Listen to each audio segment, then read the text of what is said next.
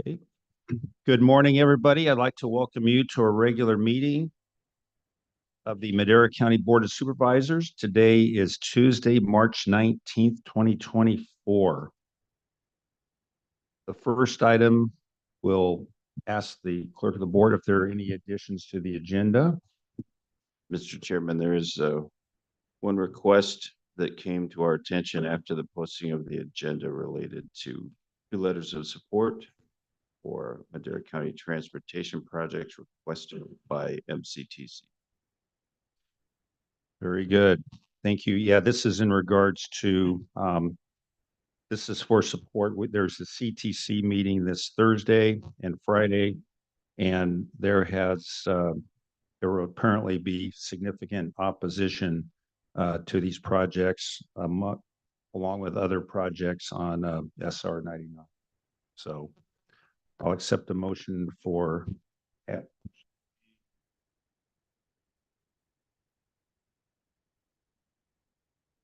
I'll second.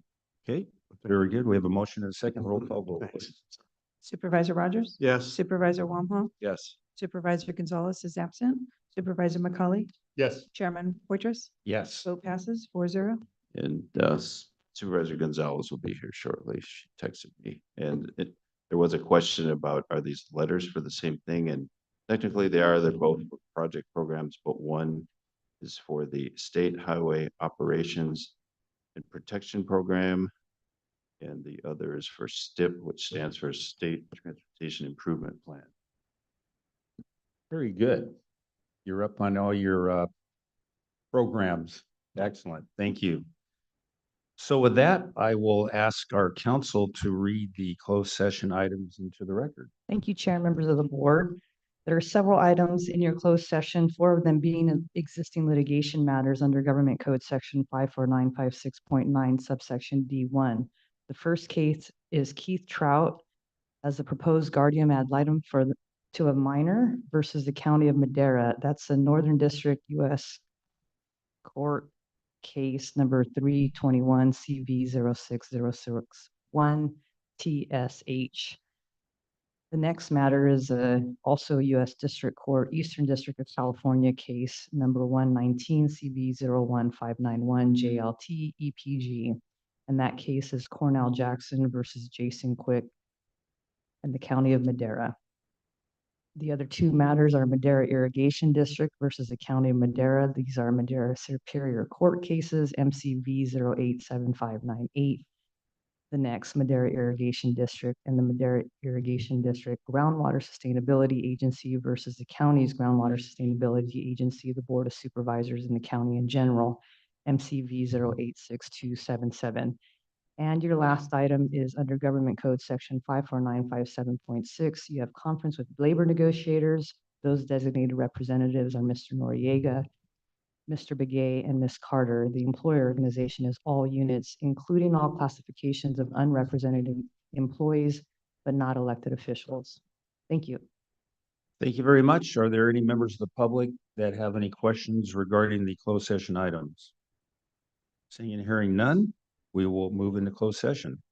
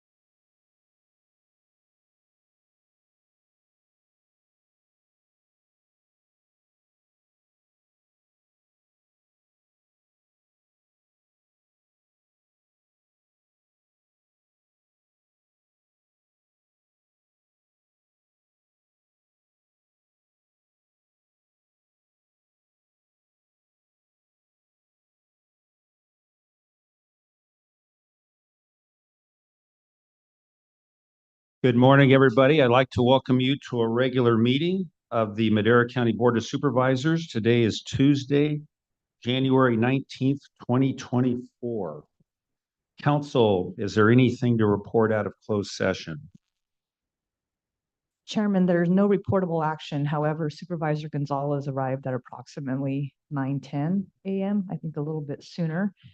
Just updates and direction was discussed in closed session. However, there is still one other item to complete when you want to break for an additional closed session. Thank you. Very good. Thank you very much. We will now move into our opening and closing in memory of. Are there any individuals that one of my colleagues would like to remember at this time? Seeing and hearing none, we'll move to the invocation and pledge of allegiance. And we're honored today to have Pastor Charles Fryer of the Hull Street Church of God in Christ, a church here in Madera, as well as the president of the Madera Ministerial Association. Thank you very much. Thank you, sir. With bowed heads, Father God, we certainly thank you for the continuance of the business and the matters of this county. We pray for this board. We pray for the concerns that are brought to this board, that they'll be taken appropriately. Not our will, but thy will be done. Spirit of the living God, fall afresh upon these proceedings on today. We give you glory, honor, and praise. These precious blessings we ask in your Son, Jesus' name. Amen.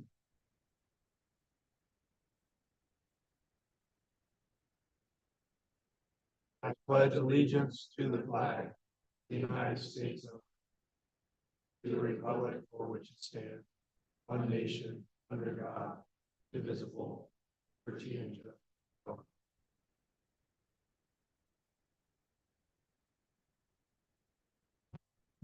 Thank you. We'll move on to public comment. The first 15 minutes of each regular session are set aside for members of the public to address the board on any matter under the jurisdiction of the board, but not appearing on the agenda. The board will not take action on any items presented under public comment. Speakers are limited to 3 minutes. Anyone addressing the board is asked to print their name clearly on the speaker sheet at the podium and state their name and county of residence for the record. Looks like we have a public comment ready to roll. You have a public official comment for sure. Tracy Kennedy, your treasurer tax collector. With me today, I have Jackie Torres, my assistant, and Adriana Shavira, principal analyst. And today is good news. We're patting ourselves on the back a little bit. And so we wanted to share that. Decades ago, I put together an investment policy, typed it up myself, submitted it to the board annually, and this is done for your approval. Of course, through the years, legislation changes, updates are made, and those also need to be recognized in our investment policy. 4 years ago, we submitted our investment policy to the California Municipal Treasurers Association to have our policy critiqued, reviewed by a statewide organization and get their opinion, and they scored us. So that first year, they gave us a score of 85. Boo.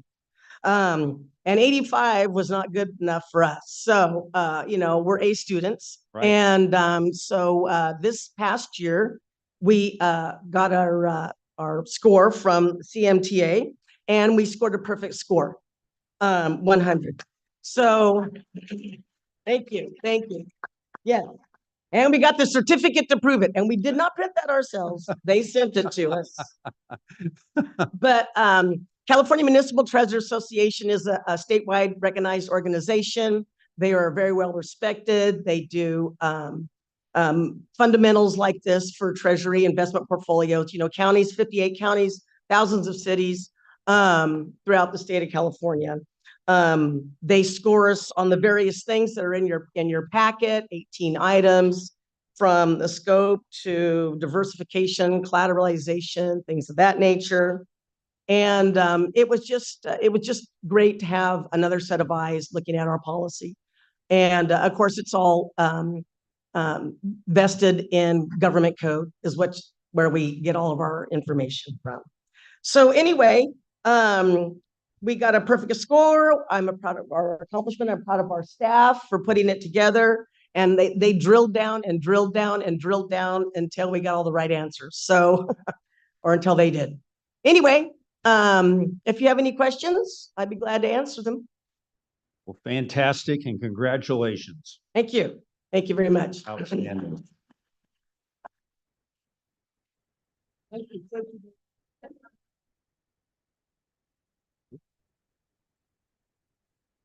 Good morning, Igal Trebach. I'd like to speak a little bit about water. I'm looking at you guys as having the responsibility of looking after Madera County, its citizens, businesses. Tough job. I know we're going to be talking about a Sigma item in reference to recharging credits that has to do a lot with how to deal with the main user of water from our water basin. I just want to make a comment and put it into your heads. We are responsible for all of Madera, not just agriculture. We need to also look at all possibilities of having anybody bringing in water, new water legally into our water basin, recharging and getting credit for it to be used somehow. It doesn't matter who and what. The most important items is for us to allow and give people the confidence that when they bring in new water, they can recharge it and use it. And I'm not just talking about what you're going to be discussing today. I'm not just talking about Sigma. I think what we need to do is, since we're going through this process, to make it very clear, although the staff has done a tremendous job, and I have no complaints about everything that they have done. I think that businesses, whether it's EDC that's bringing new businesses, whether it's development or anything of that nature, need to have a very clear understanding that if they need water and they're going to bring new water into the county, they're going to be able to recharge and get credit for it. I think it's simple to make it clear. It's, as I understand it, a lot of it is already in this packet, okay, that you're going to look at today. I'm just asking you to make it very clear, nothing else. Thank you for your work. Thank you. Any questions? No questions.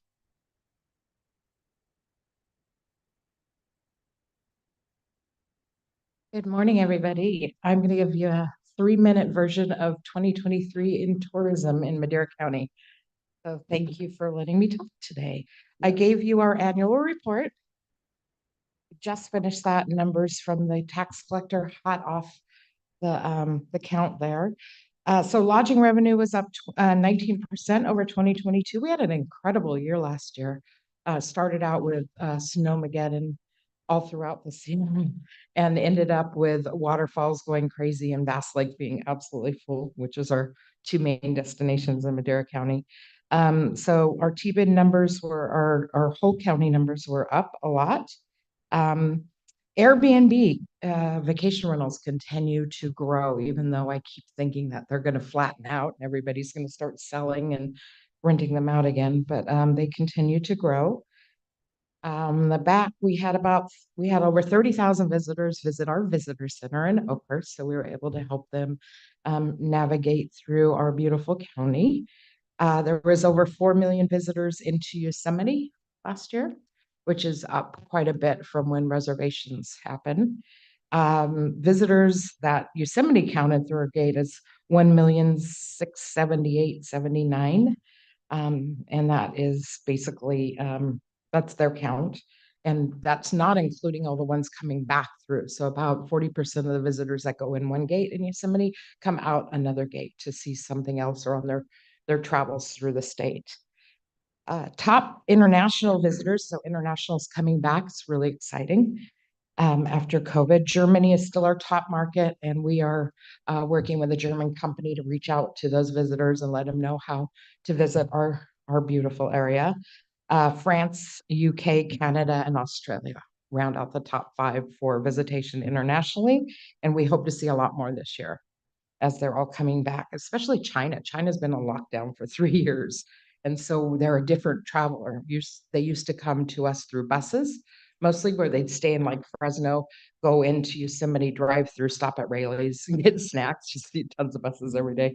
But now they've been cooped up and haven't spent money. They haven't been able to go out of their homes basically for 3 years. So they've got money and they want to travel.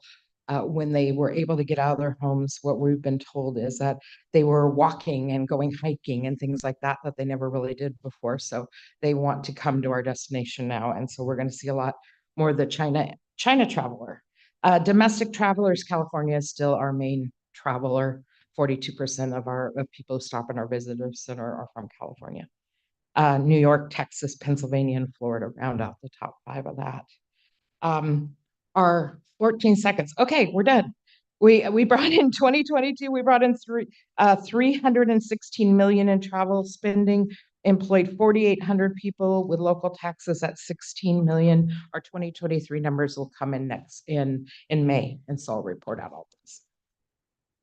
Rhonda, I'd just like to mention, number one, thank you for that great report, but I'd also like to, this is, really great data and you've done such a great job and it's such an important thing in Madera County. I'd love to see this item agendized and then you have more time and come back. So I'd recommend that. So anyway, thank you very much, Supervisor McCauley. Yeah, I just wanted to say thanks for coming down. It's not an easy task to really look at all of the recreational opportunities, all of the splendor of Madera County, and kind of put that together and market that as one thing. But you and your team have done a phenomenal job of doing that, reaching people around the world. So I just want to say thank you for your great work. Thank you. I like that motto, Yosemite, the gateway to Madera. There you go. That's it. Madera County, the favorite destination, Yeah. California's destination. So we'll be coming out with a destination video that we're happy to share. We'll present that to you on an agenda item. That would be wonderful because your work is so important and this is such a vital industry to Madera County. So thank you very much. Thank you, guys. All right.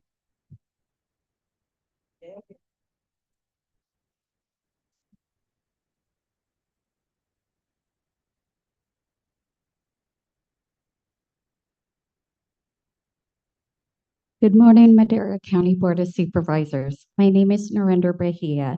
I'm a district representative, and I'm here on behalf of Senator Marie Alvarado Gill. Our office wants to thank the County of Madera for welcoming us to your board meeting to celebrate a Woman of the Year honoree. Some brief background on why I'm here. Back in mid-January, our office opened up nominations for Senate District 4 honoree 2024, California Making Her History. This was a month-long process of collecting a large number of names across all 13 counties, and then going through and selecting honorees to recognize across the district. Requirements were be a woman, 18 years of age or older, live in Senate District 4, submit a resume, biography, and list of accomplishments.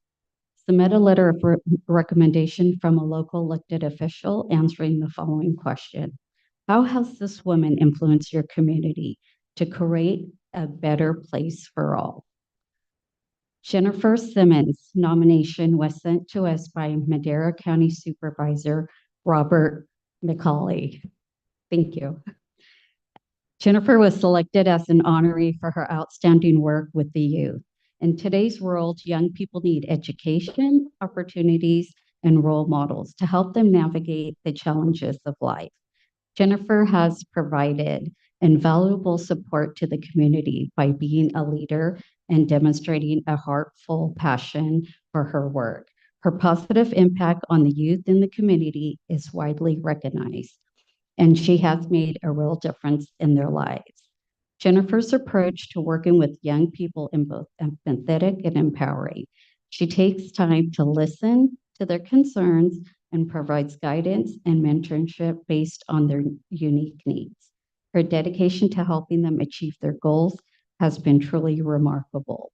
Jennifer's work has helped countless young people build confidence, develop new skills, and pursue their dreams. The senator recognized Jennifer's passion and drive to make a difference in the community.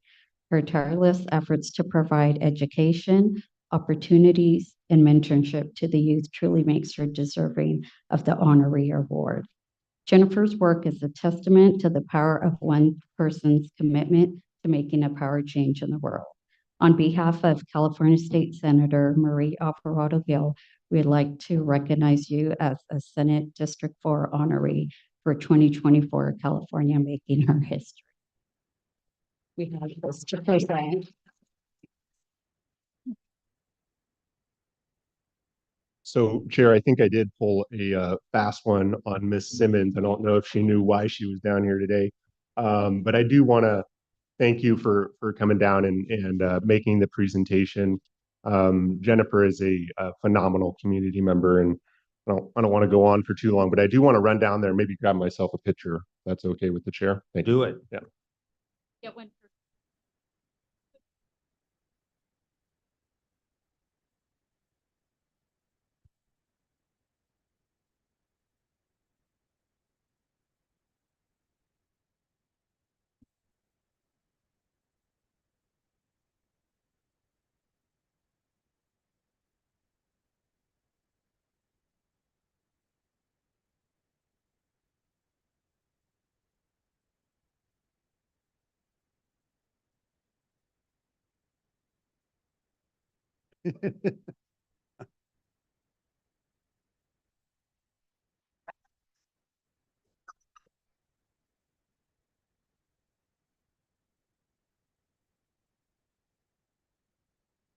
Well, that's a hard act to follow.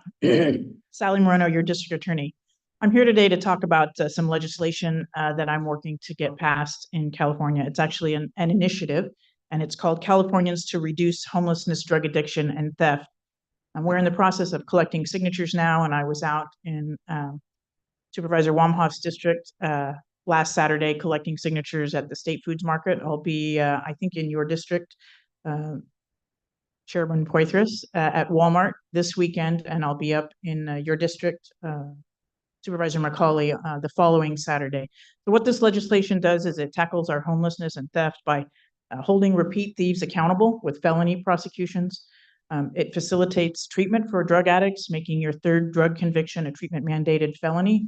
And it goes after the fentanyl crisis by targeting fentanyl dealers in a couple of ways. So we looked at trying to get this legislation through our regular legislature, and because of some problems there, mostly with the committees, candidly, not with our representatives, we didn't think we were going to have a good chance of getting that done. And we also looked at the fact that the problems that have been caused with homelessness here in California really were caused by Prop 47, which was passed in 2014. And you can look at that point, and at that point, the rest of the nation, homelessness dropped 11%, and in California, it increased by 50%. So it ties right back to that. No consequences for theft and no viable forced treatment options for our drug addicts. So again, we're supporting that. I look forward to seeing you and out at Walmart with me or up at your supermarkets. And I'm really kind of here to get it out to the public. I know these are public meetings, and I want to let the public know I'll be there collecting signatures. And if you need more information, you can go to casafecommunities.com, or you can go to my personal Facebook page, and there'll be a QR code there that you can scan and go right to the webpage. Anybody have any questions? We're good. All Thank right. you. Appreciate it. All right. Are there any other members of the public that have a comment for items not on the agenda? Anybody online? No comments online. Okay, very good.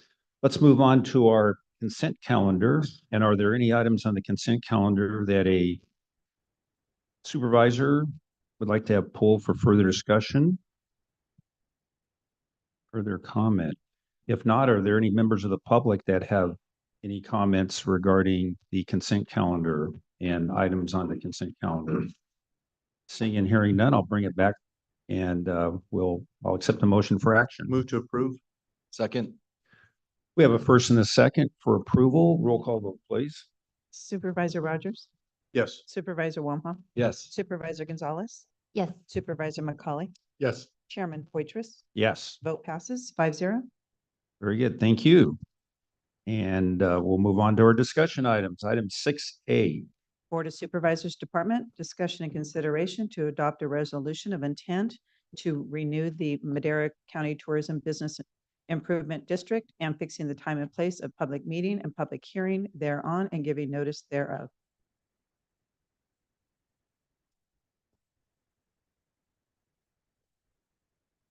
Granda, don't just sit there. You did all the work. So, thank you, Chairman and members of the board. Ron is here today to maybe fill in the blanks for you on the renewal of the T-bid. It's been a very successful program as it relates to, frankly, taxation on tourism that doesn't negatively affect the tourism, but does positively affect the county. So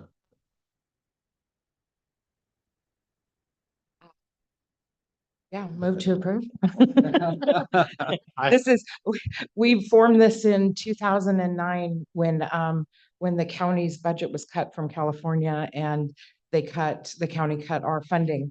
And we formed this and which we were one of hundreds of places around the United States forming these at this time, being a self-funded tourism organization using that tourism money to fund. So this will be our second renewal. So we went 5 years, 10 years, and we were asking to renew for 10 more. Very good. Thank you, Supervisor McCauley. Yeah, and I did mention it before, the great work that the Visitors Bureau is doing to promote Madera County. But they're also doing some tremendous work in the community just to bring folks together. So, you know, they've really stepped in where previously the chamber had been very active, and they've taken the reins to help ensure that we have great, vibrant events up in Eastern Madera. And, you know, those types of things are very important. And I will say, you know, that the Visitors Bureau, in addition to promoting, is also working to help revitalize a lot of the county. And so they're doing some tremendous work. And I think this is just so important for the county. So I hope that you folks will support it. and just for the board's edification of the public, in 11 and 12 in the attached resolution, it gives you the dates and times of the first reading and the final reading, okay, which is April 16th for first reading, May 24th for the final. Supervisor Rogers. Yeah, several years ago, I attended a forum on this very subject and sponsored by Pepperdine and Stanford. And in their studies, they determined that dollars invested have a huge return on exactly what we're talking about, have a huge return in tourism. And I think that's been evident by the exponential tourism that we've experienced as a result of the dollars invested. So I think it's a very important thing. Represents a portion of our economy we can't ignore. We need to enhance it even more than we have in the past. And I just see it as an important. I did want to let you guys know that we have so far 70% of the lodging industry has signed on. Yes, they want us to continue, and we have asked for a 0.5%. So that would be a 0.5% raise in the 25 years of our contracts for that. And that is mostly because we are becoming more of a marketing, instead of a marketing and visitors bureau, destination managers or destination management companies throughout the world, in fact, are asked to do more sponsorship of events, do more like we're helping with the creation of trail systems.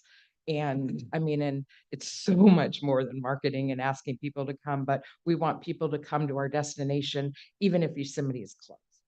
You know, so we are really helping to perfect events and to perfect our destination, our, you know, improvements. It's all about economic expansion. The Council of Economic Expansion. That's great. All right. If there's no other questions from my colleagues, are there any members of the public that have any comments? Seeing none, we'll bring it back for action. I'll move to approve. Second. We have a motion in the second. Roll call vote, please. Supervisor Gonzalez. Yes. Supervisor McCauley. Yes. Supervisor Wamhaugh. Yes. Supervisor Rogers. Yes. Chairman Poitras. Yes, Vote passes 5-0. thank you. Excellent. 6B, District Attorney Welfare Fraud Investigation Unit, discussion and consideration of approval of a MOU between Madera County District Attorney's Office and the Madera County Department of Social Services to provide reimbursements for costs through federal, state, and Madera County funds to District Attorney for public assistance fraud investigations and prosecutions in the CalWorks, CalFresh, General Assistance, and other assistance programs, and authorize the Department Head of Social Services and District Attorney's Office and the Chairman to sign. Discussion and consideration to adopt a resolution amending the fiscal year 2023-2024 scheduled positions allocations within the District Attorney's Office. Thank you. Good morning, Mr. Chairman, members of the board. Roman Noriega, Human Resources. The district attorney is requesting board approval of the MOU between Madera County District Attorney's Office and Madera County Department of Social Services. It will specifically enable the district attorney to increase the position of supervising DA investigator from 0.5 FTE to 1 full-time position, which will enhance the unit's efficiency. There will be no impact to the general fund. With the approval of this item, the increase in revenue received from the Department of Social Services will accommodate the entire full-time position. I have our DA, Sally Moreno, here to answer any operational questions. very good. Thank you. Are there any questions regarding this item? I don't have any questions, but I would like to clarify just for the public record that these are, that this increase of 0.5 FTE is not coming from the general fund, as you already mentioned. It's an increase of $91,000 from the Department of Social Services, which is all subvented, so none of it is coming from the fund. That's correct. And in fact, it's hard to hire half a person, especially half a supervisor. But earlier, I think it was maybe 8 months ago, roughly, we got approval for a half-time supervisor FTE, and that was from the CCP funding, so also not affecting the general fund. So we've been waiting to get this item. This is a standard MOU that we do with DSS relatively regularly. It's updated annually or every 2 years. So absolutely no impact. Okay, very good. Thank you. Yes. Yeah, I think it's fully warranted, and I think it's evident that fraud in many aspects has grown. It's a problematic thing, and we need to attack it at its root and cut the head off of it. We've seen this problem in Medicare, Medicaid, other aspects. It's not a small crime. It's big. It is, Supervisor, and we really have focused on it because when people are receiving money to which they're not entitled by lying or misrepresenting, those are funds that then cannot be given to the truly deserving who continue out there. So we have focused on this and demonstrated the numbers to social services, indicating that we have a large enough program now, and we're getting enough back that it's important to us to have a full-time supervisor over this area. A quick follow-up to that. Who would prosecute crimes regarding unemployment fraud? I'm not sure. It might be state. Is that the AG or is that us? So the Okay. state has an investigation unit that does that, and then they forward those investigations to us. And as you can tell, we don't have a lot of them, or I would know more about it. Right. So we haven't been seeing those, but we are working on getting some of our welfare fraud cases over a significant dollar amount to get those prosecutions, because I think there's a huge value to deterrence as well. When we get those convictions and we put those up in the media, people understand that. Got to be a deterrent to this. I'd like to have Absolutely. that $20 billion back in Boston during the COVID crisis. But we do have a couple of those cases that are pending. Good. Yes, and those were right out of our prisons. Okay, Mhm. interesting. Are there any other questions, comments from my colleagues? If not, are there any members of the public that have a comment regarding this item? Seeing and hearing none, we'll bring the item Move to back for approve. action. Second. Roll call vote, please. Supervisor Rogers? Yes. Supervisor Wamhaugh? Yes. Supervisor Gonzalez? Yes. Supervisor McCauley? Yes. Chairman Poitras? Yes, Vote passes 5-0. thank Thank you. you. Thank you. Item 6C. Public health budget adjustment, discussion and consideration of approval of a receipt of unanticipated revenue number 23-010 in the amount of 800,000 derived from health administration dash other federal other and state health funding to office expenses, travel, transportation, education, medical, lab supplies, special department expenses, advertising, publication, legal notices, and professional and specialized services for fiscal year 2023, 2024. 4 votes are required. Discussion and consideration of approval of transfer of appropriations number 23-101 in the amount of $1,200,000 transferred from health administration dash permanent salaries, retirement, and co-group insurance to communication services, maintenance equipment, professional and specialized services, special department expenses, travel, transportation, education, and rent and lease dash principal for fiscal year 2023, 2024. Good morning, Mr. Chairman, Supervisor Sarah Boss, your Public Health Director. For context to this adjustment, I just want to share with you that on 2 different occasions in this year, we've had the opportunity to receive an augmentation to an existing grant because there was money left on the table by other counties. We are investing and leveraging these dollars to continue to grow the department. For example, we're increasing our communications outreach to the public through our mobile health team and various communication strategies, restocking our lab and our clinic with medical supplies and equipment, investing into our systems to increase efficiency, IT systems in particular. We're tooling up and investing in our staff through training. One example is we brought in a trainer and they improved the grant writing skills of 20 of our staff. So you'll see more grants coming your way that we've been successful with. And we've also brought on contractors that helped us write our strategic plan, which will be published in the spring. That's required of department accreditation. So what you have before you today are 2 action items that really allow us to fully utilize the augmentation of funds that I've described. The first is, of course, the receipt of anticipated revenue. And the second is also to adjust the budget to move salary savings into supplies and services so we're able to perform all these other functions. I'm available for any questions that you have. Very good. Any questions? I have a question. Where traditionally have the salary savings gone prior to something like this? So there's a combination of things. In public health, we often anticipate additional grants that we might receive, and it might require staffing. So we include in our budget the ability to be able to add additional staff. So there's salary savings from vacancies that weren't filled because we never know what's going to come over the course of the year. And additionally, if we do have salary savings because there's a vacancy that happens in the course of the year, we always reevaluate to look at what is the best utilization of the funds for this season at this time. So at times we will decide to pause or shift assignments of staff to best utilize the funds moving forward. So we've made some shifts. A lot of the salary savings came from vacancies that we had in the budget as a fallback should we need them. Right. So none of those funds gets returned to the state or anything like that. If you don't utilize those, they all stay within the department, correct? Salary savings is, we have plans all the time to be able to fully utilize our grants. All of my managers are required to actually have reserve plans for if there's salary savings, how are you going to utilize them? Because often we can't fill that position fast enough to sop up those funds. So we're very efficient in public health. And it's part of the reason why we were able to capture these is we have those plans ready to go and we're able to submit them to the state and put these projects together.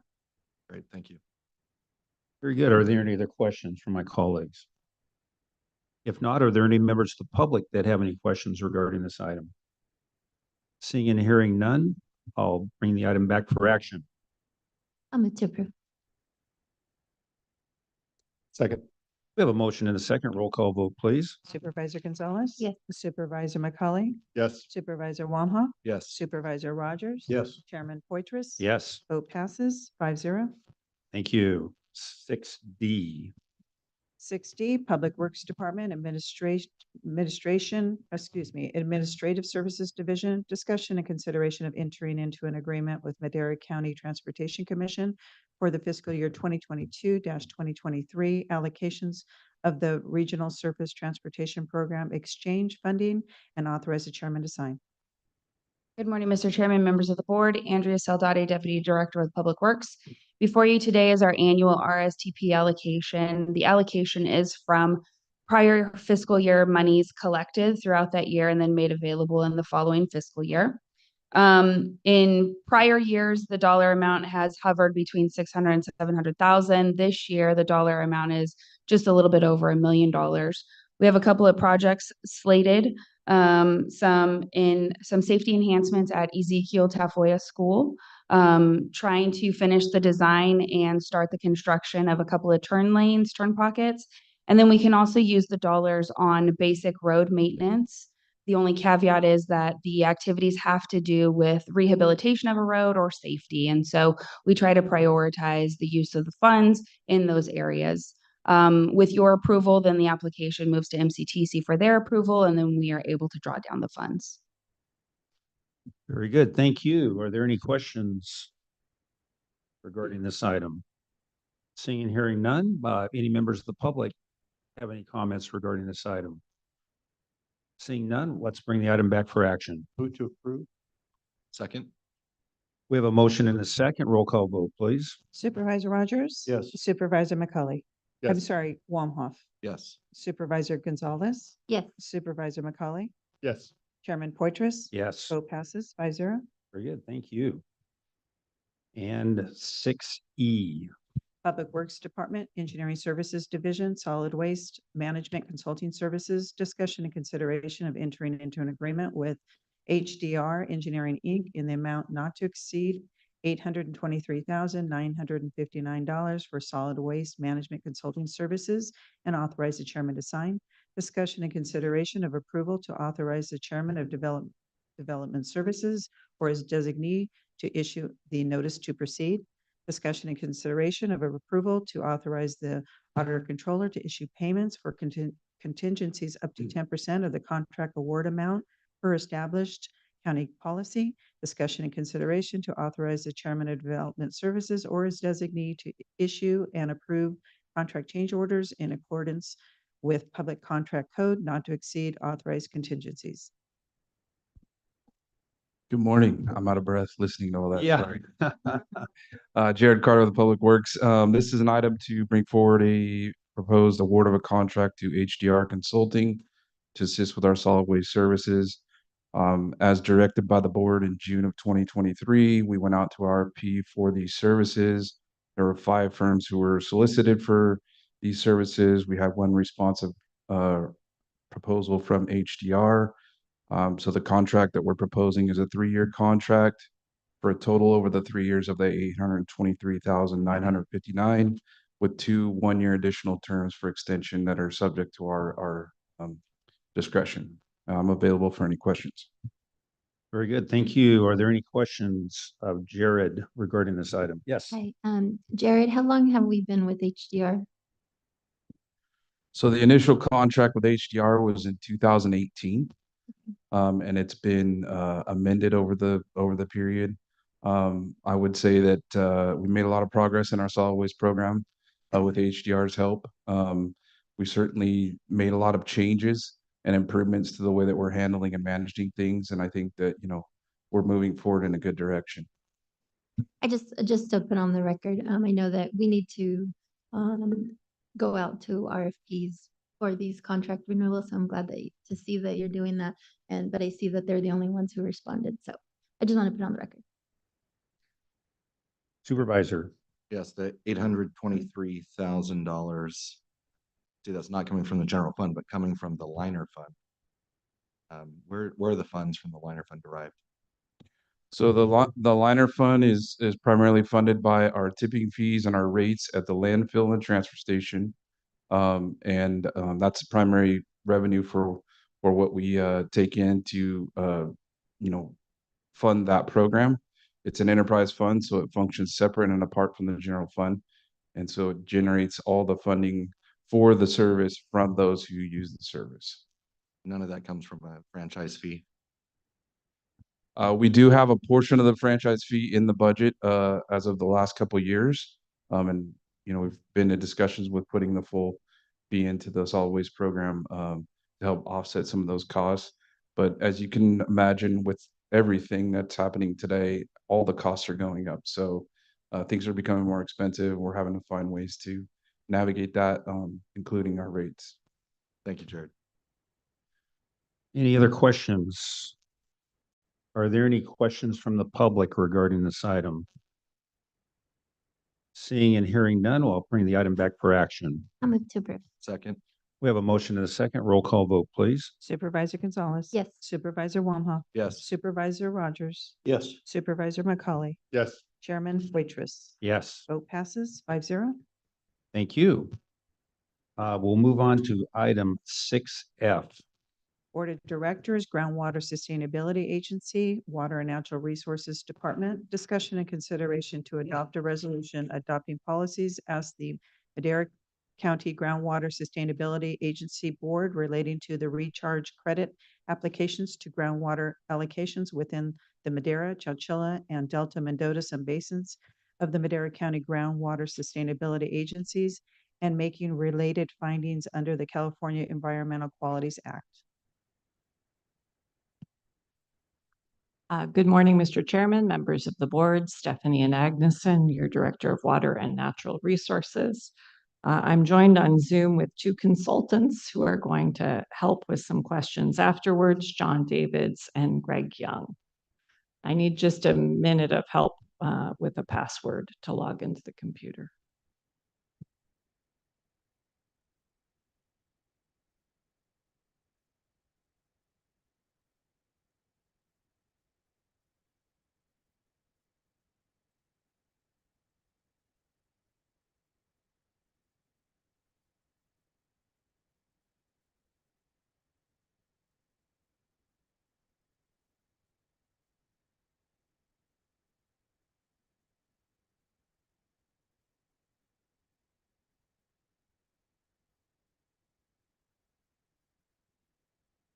Okay, here we go.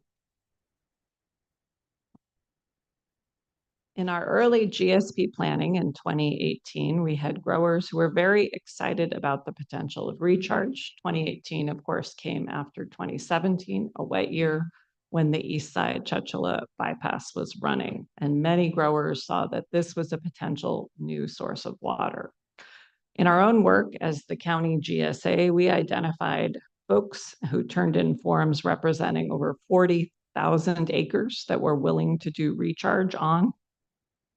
Some of them had ideas and water sources, some of them just had land, but they were all willing to chip in and help. From that survey, we were able to develop 4 grants with Prop 68 funds that built on previous planning work and that are actively right now headed toward construction for bypass projects to bring more water into Madera County.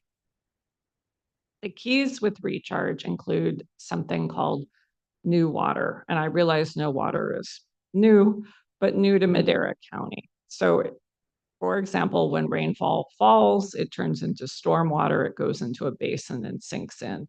That doesn't count as new water. We need water that is coming off a waterway or a canal and has previously not been captured in Madera County and would have headed out to the ocean if not for our ability to get it and sink it in the ground. Another key in doing recharge is the legal ability to take water. Although many people live by a waterway, that doesn't necessarily mean they have the legal right to take that water. A lot has changed in terms of suitable crop mapping and what might be ideal for recharge in the last 5 or 6 years. When I began here, no one wanted to do recharge on anything other than grapes. We are now seeing in the last season lots of recharge on almonds, pistachios, all sorts of other things, which is really good.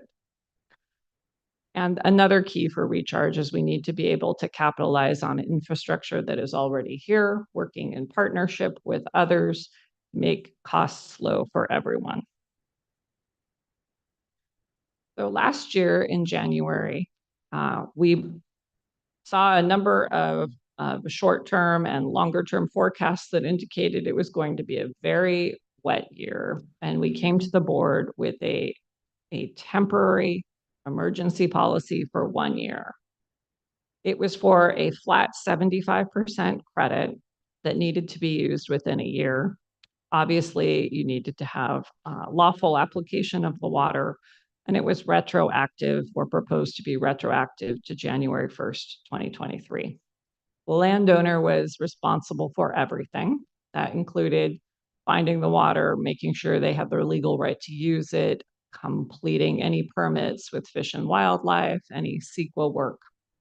And these all happened prior to the governor's executive orders. We received a lot of feedback at the meeting in January, although there was recognition of county staff's need to do this fairly quickly. There was a lot of feedback about wanting a higher percent credit and a desire to roll that credit over from year to year. There's also a fair amount of frustration with both CEQA and Fish and Wildlife rules for being able to take water. So we did hear that. And so we began a process of engagement to develop a more formal, more permanent policy. So here is a summary of some of the stakeholder outreach that we have done. We have opened office hours every afternoon where people can come and meet with us. And over the past year, we've met with close to 100 people. These are people who are trying to figure out how to navigate their way through SGMA. Recharge is almost always a part of the conversation. We've also met with the Madera Ag Water Association and the Farm Bureau as they have rolled out what they think are key elements in a recharge policy and engaged really deeply with each other, with the community in terms of how to handle recharge moving ahead. We've also met with the Red Top Landowners Group. And we, in the end, I have some photos that will show had a resource fair where, again, we provide opportunities for people to engage one-on-one with us to talk through their needs. And while sometimes large workshops are a good place to get messages out, we found with recharge and land repurposing, often people's questions are very specific and they need maps and a longer period, which makes a one-on-one meeting an ideal way to do that. The feedback that we heard in 2023 was it's very important for the board to have a policy in place. We need the ability to roll those credits over from year to year, meaning you could potentially take that big gulp of water every 3 or 4 years, and those credits might be able to help you in the leaner, drier years.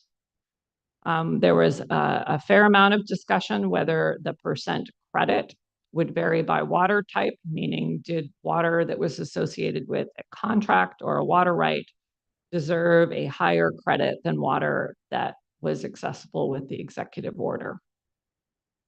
We did talk through metering requirements and we're assured that everybody who was doing this work would be metered. More on that later. We also heard discussions about no limits on where the water was applied. So that's a summary of our outreach. I'm going to shift now to some of the scientific studies from on recharge. Here's a quote from a very recent study from Zoo and other authors. Agricultural managed aquifer recharge, or AGMAR, is a promising approach to replenish groundwater resources using floodwater and cropland as spreading grounds. However, site selection, particularly the layering of sediment deposits in the subsurface, can greatly influence AGMAR efficacy. I'll walk through 3 studies, including the Zoo study next, but what you will see is that they were all studying fairly ideal conditions, all in winter and spring and for very short periods of time. And even then there was a variability based on the specific site selection in how much water recharged. So here are 3 studies, Dalkey, Leventhal, and Zoo.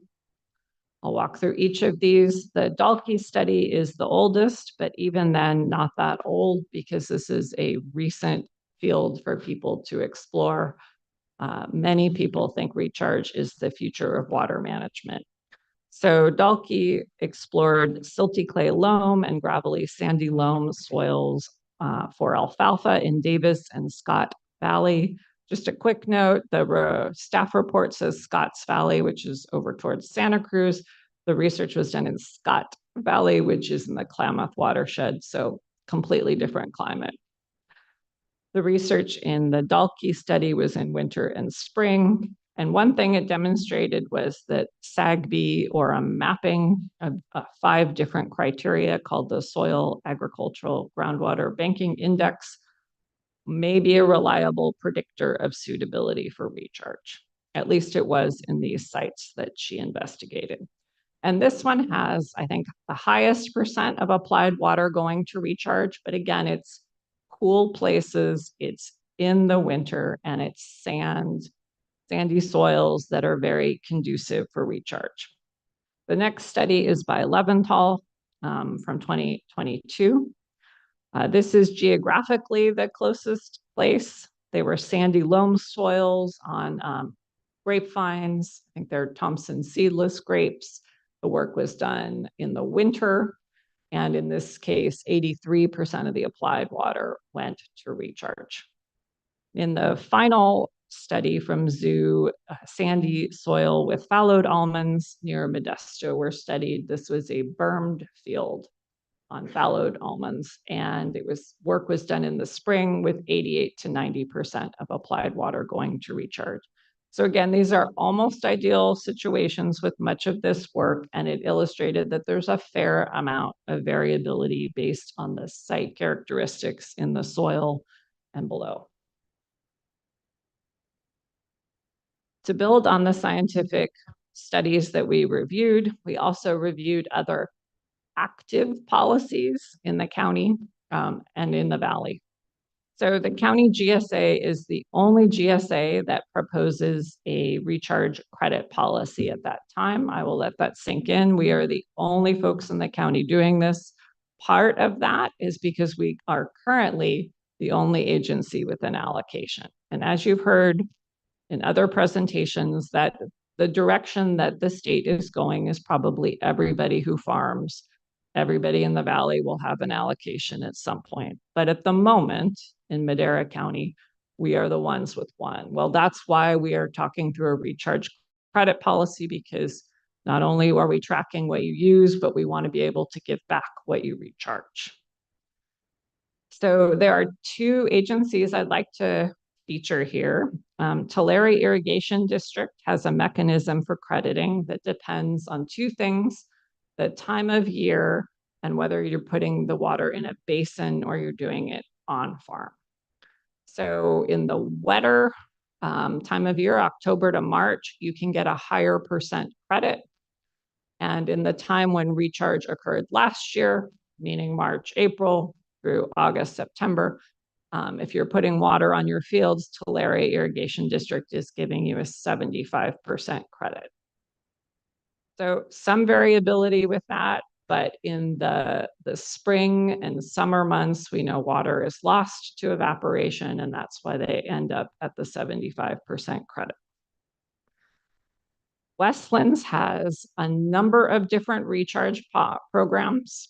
The one that I have heard the most about and called and talked with their management about is their 75/20 program. And this basically pays growers to take water, about 60 to 70 bucks, and then they get a 25% credit. But what is most useful is that Westlands did a study of all of their recharge last year and found that approximately 75% of the water that's applied went to recharge. So Westlands is the only agency that is studying a variety of different projects. So I think you see 75% is out there in 2 agencies that are working in the valley with this. So in summary, for policy development, we did a lot of outreach. We are in fairly new territory. In ideal situations, you will see recharge being 90%, but certainly there is a lot of variability in that. And we have a lot of situations where we did not do any studying, right? The scientists are studying what they think are ideal situations, not terrible ideas. And the last point is that we need to leave the opportunity for refining the policy next year, the year after, based on science and based on grower experience here. So I mentioned that our feedback in January of 2023 included a lot of frustration with the regulatory hurdles that were in place. So county staff began an education campaign for state officials, culminating in a memo, but also involving a lot of informal phone calls. This resulted, combined with efforts from others, including NGOs, in 2 executive orders, N423 and N723, which allowed water to be taken off of waterways if there was a risk of inundation. We consider this a great accomplishment. This cut through a lot of regulatory hurdles, whether it was CEQA or Fish and Wildlife 1602 permits, which are extremely burdensome, or the State Water Resources Control Board's temporary urgency permits, which are a lengthy process to work through.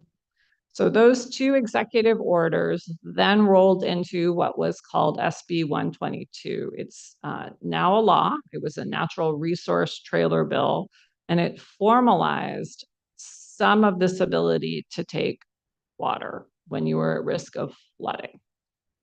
It will sunset in 2029, and there are a fair amount of language issues that are being worked out now, so it will probably be amended in some way, or another executive order may come out.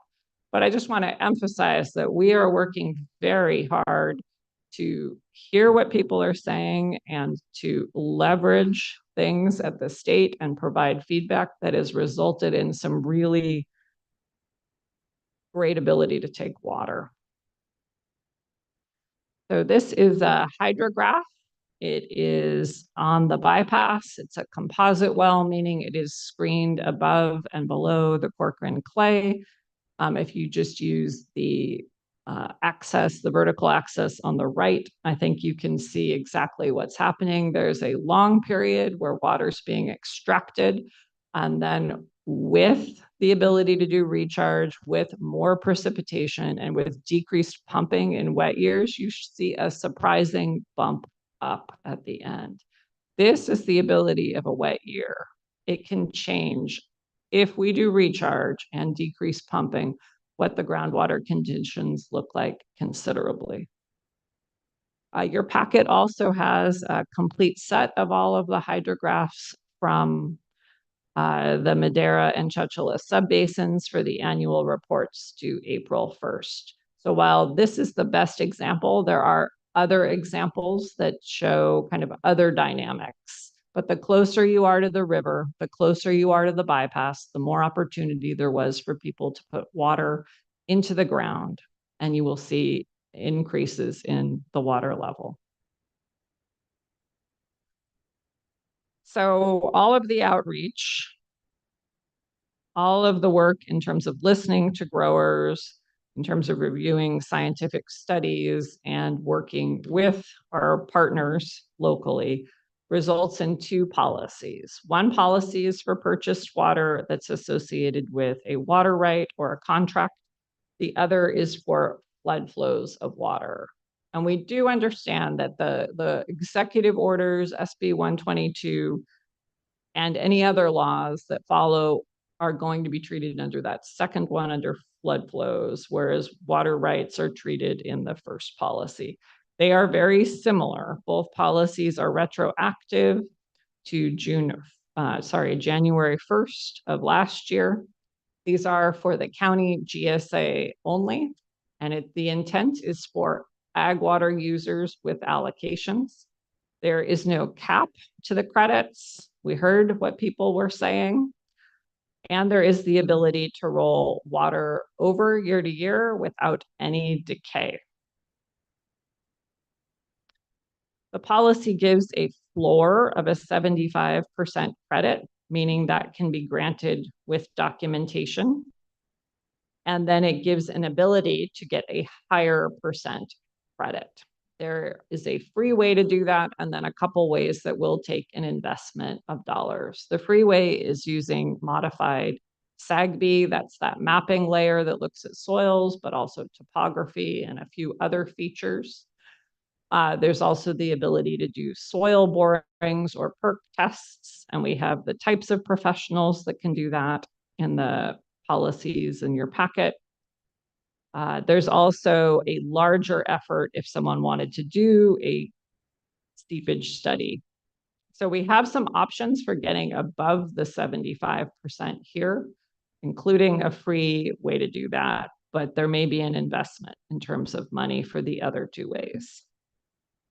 Also in the policy, water needs to be extracted from the aquifer into which it is deposited, meaning if you put the water in the upper aquifer, you need to take it from the upper aquifer.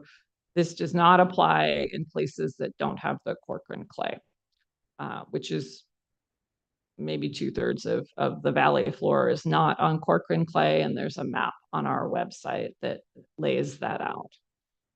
We also have a metering requirement into the recharge facility and field. And I said we would come back to that, and we are about to in a minute. But we have put out there that we would like everything to be metered. Meters are obviously the best way of estimating how much water ends up on a surface. So the policy was put out in December. We used a 5-week comment period. We have emailed growers individually using our water resource specialists. They have each emailed their growers seeking feedback. We did an e-blast to our county interested party list. A grower newsletter in mid-January included the policy, and then it's gone out from other parties that we partner with, including Regional Water Management and Madera Ag Water Association. And as I mentioned, we also had a resource fair to help answer individual questions about the draft policies. So in summary, there were many individual meetings with growers regarding their specific circumstances with recharge. We reviewed the scientific studies on recharge. We also spoke to a lot of experts, from Graham Fogg to Helen Dahlke, Andrew Fisher, people doing this work around the state. Very few agencies have policies active.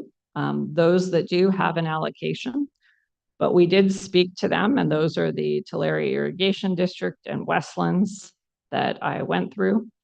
We drafted the policies, published them on the website, and then gave 5 weeks for comments. We notified several times over and over. We received 10 to 15 comments, depending on how you count. Some were outside the comment period, but were read and considered as well.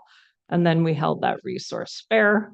Just to give you a sense of what went on, we had 2 stations there, both for recharge, where consulting support, Greg Young and John Davids, were meeting individually with growers. Well, let me go back. If you look in the back, that's the line to get in, which was 4 or 5 deep at different points. Here's the other view. These, again, are people waiting to meet with staff and consultants to talk through recharge. We had about 75 people there who signed in. More chose not to sign in and just to wander, which is fine, but it was a pretty active event where we were able to talk through the interplay between recharge and many other programs.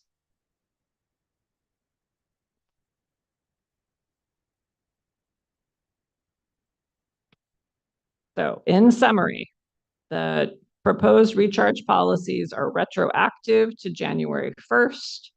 There are 2 policies, one for purchased water, one for EO water or flood flow water. It applies to county GSA farm units. The credits are uncapped. They're able to roll over from year to year. There is a floor of 75 that would automatically be credited with documentation, and a ceiling of 90%. Obviously, the water application needs to be lawful. You're either buying water and you have a contract, or you're accessing someone's contract, or using the executive order in the case of 2023. The water needs to be extracted from the aquifer in which it was deposited. You must be metered. And let me make a comment here. Although we have talked through the importance of metering, when we asked growers to provide meter records who had reported to the state board in 2023, currently we have about half of them who do not have records of meters. So perhaps they will produce them if they have to. But what I would propose with the policy is that if you did not have meters in 2023, 50% of a credit is available if your board chooses to waive that requirement with a 3-year time limit on using that credit. That provides a pathway for those who acted last year before there was a policy in place, but it does keep the metering and a higher credit available to those who metered. And of course, in 24, metering, if your board adopts this policy, would be required. The staff recommendation, first, we would like to finalize our final reports for 2023. There are a fair amount of people who would get a credit on their report. This would be towards their allocation. So time is of the essence. The recommendation is to adopt both policies and adhere with the policy for credit in 2024, meaning meters would be necessary. For 2023, if you have meters, the policy would apply. But if 2023, if you did not meter, make a 50% credit available to those who are unmetered, who reported to the State Water Resources Control Board with a requirement that the credit was used in the next 3 years. There were also some comments that in our public comment period that were water quality related, and we are proposing a project with the Chowchilla Nitrate Management Zone to continue monitoring and do a pilot water quality project that monitors water quality near recharge sites. As part of our GSP requirements, we will continue to measure water levels and water quality. And then you will have the ability to revise the policy anytime needed in the future. So this concludes my presentation. Would be glad to take your questions. And if the clerk of the board's office could unmute John Davids and Greg Young, that would be great. Okay, very good. Thank you very much. Supervisor Rogers. Yes, I want to just say you did a tremendous job on this. Thank you. Difficult, long process to get to this point. And I'm sorry for hounding you for 2 years about it, but I think you've done a fantastic job on codifying what is necessary. Going back a number of years to 2013, I stated then and I state now that recharge is critical to the survival of the aquifer for this valley and will be critical to agriculture on into the future ad infinitum, because it is the single way to get new water into the ground. The best storage is under our feet. From, forget the acronym used, or the thought that was used, from headwaters to groundwater. Headwaters to groundwater, I just remembered it. That was from several doctors study this situation. I was at an RCRC event when that was brought up. I think it's very important. Headwaters to groundwater, very important concept. Just to note something that is of importance, I think you've been extremely generous in portions of this, and we don't want to be onerous, and we want to be generous, but we can't be generous to a fault. True. And I think it was made very, very clear from the outset that these recharge projects need to be metered. It needs to be metered coming in so that we know what is going into the ground. We just can't take people's word for it, because unfortunately, like in every portion of society, there are those who are willing to fully cheat to get their way. And we can't, at the expense of one person, allow another to get scot-free, do what they want at will. And the circumstances, again, are different for every farm, every parcel. As you mentioned, 2/3 of the valley don't have pork and clay. That is a difference. There's a big difference in the soil types from one place to the next. On the east side, it's more hard pan. There's more rock, more aggregate strata. And where I live, it's more sandy loam and really beneficial to recharge. I think you've codified all that very, very well. Just to address some of the comments that have been made to me in the past, why can't the credit be more? I think you pointed out very aptly that in the studies that have been done, as much as 88% or 90% of the water recharges in ideal circumstances. So that at a 75%, that leaves only a margin of 15% error and or less. And I think that's a good given. I think that's a good area to be. We don't want to be in the margin of error that brings us any closer than that, because then we can go into the negative and we're doing nothing with the recharge. And it's kind of like looking at a bank deposit, a CD. If you're depositing money in the bank and you're getting interest and you're building that up, that's what putting money into the bank is all about, right? And that's exactly what we're doing when we recharge groundwater. We're putting money into the bank, and there's got to be a benefit for the bank as well as the depositor. So the bank is getting a benefit. And the reason I say the bank needs a benefit in this case, because the bank is the public, the entire circumstance. We're all together in this bank, and we've got to have a benefit to the bank, or the bank is going to go bankrupt. And that's where we've been headed for years and years. So this is an absolutely necessary policy. I do have one concern with a small portion of the policy. When we say water must be extracted from the aquifer into which it was deposited, I have advocated for that at the CWD GSP, which we're a part of, or GSA, which we're a part of, and I have said that that's going to be an absolute necessary in the future for us to extract the water from the area that it's being deposited. I think, however, I don't know that we're completely ready to enter that phase of regulation, and I'll tell you why. I think we're entering into an area of oversight that's hard for them to prove and hard for us to regulate. And we have other issues to solve surrounding that very principle. One of them being that when someone goes in and drills a well, we require them to a new well, and they're a replacement well in particular.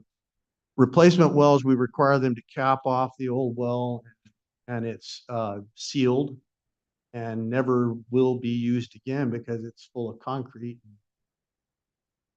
Never used again. So in many cases, I think we've kind of shot ourselves in the foot, that policy from the past. While we're trying to protect the environment, I agree. I think there needs to be a change in our policy in that regard, and I think it needs to involve a method of protecting those wells without ending their ability to pump. And what that is, I don't know. A sealed cap of some kind that could be put in place that we approve that basically seals that off if they're not going to use it. If they're going to use it for their recharge extraction, then it can be opened up and used. It should be. We should be able to allow people to keep those shallow wells in place. I kept mine in place because I intend to reuse it as I recharge water. So I think that's a policy change that we need to look at. And I realize we're threading a needle a little bit there because environmental health issues, environmental health has a grip on that. So we're going to have to work with them and find a way with state policy to make that absolutely work. So I realize when you say water must be extracted from aquifer, you're specifically referring to upper and lower aquifer. Am I correct? That's right. And that's mostly in the Chowchilla subbasin. Right, right. So in the Chowchilla subbasin, you got the upper and lower aquifer. And I think that as we work through this, and then again, it's not the unchangeable laws of Medes and Persians, like you said. It's not unchangeable. We change this as time goes on. I think eventually we get to this point where we say, absolutely, you have to extract from that upper aquifer. We're finding that through various conversations I've had and some information that's coming to light, new information coming to light scientific wise, that the aquifer can be replenished and the cork clay layer can restore somehow. I don't know how it does it, but it can restore it. So as we reach, and we see that line going up. I love that. It just makes me so happy. I go out and I listen to one well that I have. It's a shallow well, and I listen to it and I hear water running. Hear the water pouring into that well. That is a great sound. You know what that is? That's money in the bank. That means my other well isn't going to subside because we're and I understand the policy. The reason for the policy is that we pump from the aquifer that we recharge so that we don't get subsidence from pumping below the cork and clay layer when we haven't recharged the lower level. Eventually that water will make it down to that level, but it takes time for that to happen. And time is something right now, we have the immediate necessity of ending subsidence. I get that. We cannot, we have in our GSP a parameter, a minimum threshold for acceptable subsidence, a maximum threshold, I'm sorry, for acceptable subsidence. And I wish it was zero because I'll tell you what, I've seen the damage. I've paid the price for that kind of damage. It's not fun to shell out a $50,000 payment on a well that you just drilled 5 years ago. That's not fun to fix it. And so in some cases, unrepairable. So that's even worse. And these wells are not cheap. They're $250,000, they're $500,000, they're $1 million in some cases. So it's really a big deal.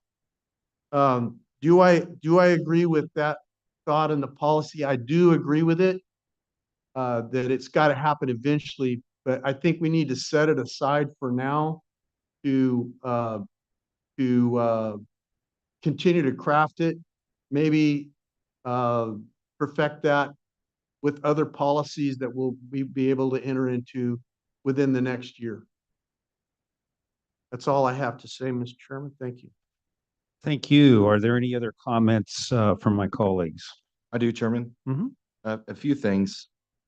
Going back to the original executive order, one of the main complaints that were received were time constraints, permitting costs, red tape in general. So as of right now, how cumbersome is it to take that EO water, growers? So, so the EO period closed in September. You can't take the water right now. Assuming that we have another wet year or If we, yeah, that's right. If we had another wet year and the channels were at capacity, they would be able to use temporary infrastructure to take that water. They would not have additional CEQA or fish and wildlife rules, which were the chief complaints originally. So in many cases, it's fairly easy. Okay, and I wanted to back up. I wanted to thank you for this report. I mean, this is a very well done report, detailed, clear, concise, easy to understand. So I want to, and I know you've worked extremely hard with outreach and making sure to compile this data in a clear and concise way. So I really want to thank you. It's clear that you've worked extremely hard. Thank you. Going back to what Supervisor Rogers said about the unmetered water, giving them a 50% credit. And going back to what you said about being generous, we do want to be generous, but I would like to note that this was done prior to any county policy being enacted. And this is data that these growers have already reported to the state. So in that process of being generous to the growers, I do like that policy that we're still giving them credit. I mean, unless they're committing perjury to the state with the numbers that they're doing, that's on them. But I do think that the growers want to do in the best interest of our own sub base, and of course you can fudge those numbers, you can lie, but I want to take it as it is because we didn't have a policy at the time, and so I do agree with that. One other thing that I wanted to ask you, Stephanie, and it was from, I see we have Mr. Trebach here in the audience, but this was a letter that was received from Mr. Trebach on March 14th. And I would just like to get your comments on some of the things that he had mentioned regarding a policy that he states must be a holistic one to encompass all of Madera's inhabitants as well as businesses, and not creating a piece by piece policy, and saying that the policy must contain verbiage that will be inclusive and allow anyone that brings new water into our basin to recharge and receive credit. And so I wanted to get your thoughts on that and how this policy that you guys have recommended deals with that concern. Sure, I'd be glad to address that. There's also additional copies of the letter out right over there. So we have focused this policy on agricultural water use and those with farm units. And in fact, this agency, the Groundwater Sustainability Agency, has authority over that. As a GSA, we do not have the ability to develop a county-wide policy, but community and economic development does.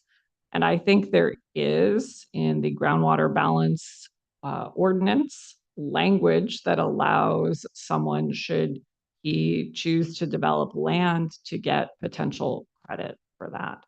And I see that Mr. Traber is behind. You could feel his presence. Yeah, while he's coming forward, The flash of a blue shirt. I wanted to piggyback off of that comment, if I may. I think it's very important that it's codified and simple, as Mr. Trebach mentioned. And I would love to do a public workshop on recharge in general for the county for development and whatever might be done, because I think it is a widespread need. And I understand, though, that this is a separated issue, and I understand that.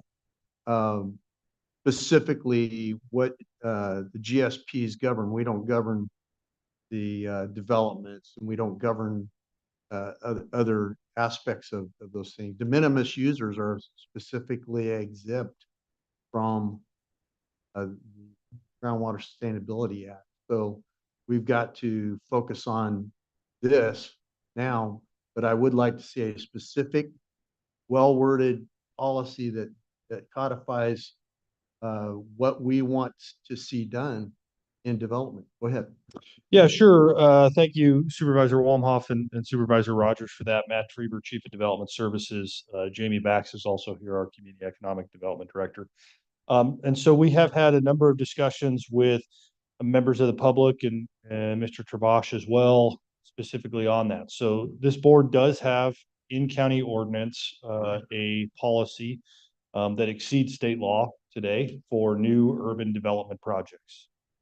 Anything that would require a water supply assessment has to meet a 1-to-1 groundwater balance, right? That was done and ordinance was approved and adopted in 2017. In that ordinance, it's very detailed. It gives a number of different instances that a project developer could point to making up that groundwater balance, right? From tertiary treated and utilizing purple pipe and flowing that water onto their development and their landscape public open spaces. In the instance of, one of our development projects, right, it implied and had discussions about dual meters and different rates for outdoor watering versus indoor watering to, really incentivize that low water use. So we have an ordinance already codified in law that speaks to a development project's requirements to meet that. And it does provide for, in that ordinance, for example, it allows an individual to acquire a piece of property within the subbasin. I would point out that our ordinance only speaks to large-scale urban development within the subbasin as defined by DWR. To acquire and a piece of property that's never been irrigated and receive the credit sustainable for that development project. It also allows for a development to acquire and put into the ground, recharge to offset their development's use. So it is really a two-pronged approach. So a developer can go and acquire surface water rights, recharge that into the aquifer. That will make up for their groundwater use of that development project. So it is really two-pronged, right? And we do our best, Stephanie and I, on trying not to conflate or confuse those because it can get that way. That you have Sigma and farm units and those discussions that Stephanie, and then you have urban M&I use and water and ensuring that those projects are also held to a high standard above state minimum laws as well in this county. So hope I helped to answer some of those questions. And I'll stay up here as long as the board wants me up here to answer any further. I think Supervisor Rogers was just teasing you. He remembered that legislation Oh, from yeah. 2017, so he was just testing you. Back to this letter. I don't think it necessarily answers his question, because it's in regards to like a 1-to-1 offset, and this is really about bringing in water and getting credit. So just something, and maybe he can speak to this later to clarify. And then just one other thing on this policy, Stephanie, regarding the 75% credit, with the ability to go up to 90, I think that is a very fair assessment. If they want to do some perk testing and find out that, their soil is more conducive for recharge, then they can get that 90%, as long as it's not too expensive or cumbersome. That's my only concern, that, if it costs $30,000 in 3 months to do that testing, it's not really viable. It's not a viable option for the course. So making sure that process is simple, streamlined, and cost effective for these growers to be able to receive that 90% credit if their land justifies that. Yes, so 3 options there, right? They can use the SAGB. modified SAGB. Yeah. If that does not reflect what they know to be on the ground conditions, they could then use a geotechnical engineer or certified agronomist. So these are professions that will charge less than professional engineer, professional geologist. So they could do a soil boring or perk test there. And then there is kind of a more full-fledged option, which would probably get to the 30,000. But that's only if those other 2 options don't work, both of which, one is free, one is probably 5 to 10. Great, thank you. Very good. Thank you. Are there any other questions, comments? Yeah, just a couple quick questions, Chair. Thank you. Um, so I think the goal of this policy is obviously to incentivize recharge, and I think this does that for a number of people. However, I do think there is still opportunity to further incentivize. And so I'm hopeful, optimistic that staff will continue to work, develop new policies that can meet the needs of not only Mr. Tribach, but also meet the needs of our never irrigated lands, whether that's through community and economic development or through water and natural resources.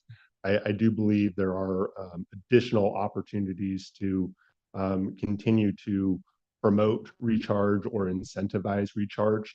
But I do appreciate this policy. Everything about it you've detailed, I think, is great. But I think there's still more work to be done, and I think you know that. So I do appreciate everything you put together. So thank you. Thank you. So now we will go to the public for comment regarding this policy, proposed policy.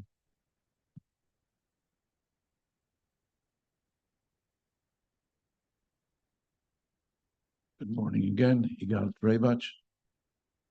Just two things. First of all, I think staff, we are lucky to have the staff that we have. I think the depth that they have gone to and the work that they have provided is, we gave somebody over here accolades for helping with education. I think that staff is really deserve such accolades on their own. Absolutely. There are a couple of comments that I would like to make. I understand that we're basically talking today about agriculture that is using most amount of the water.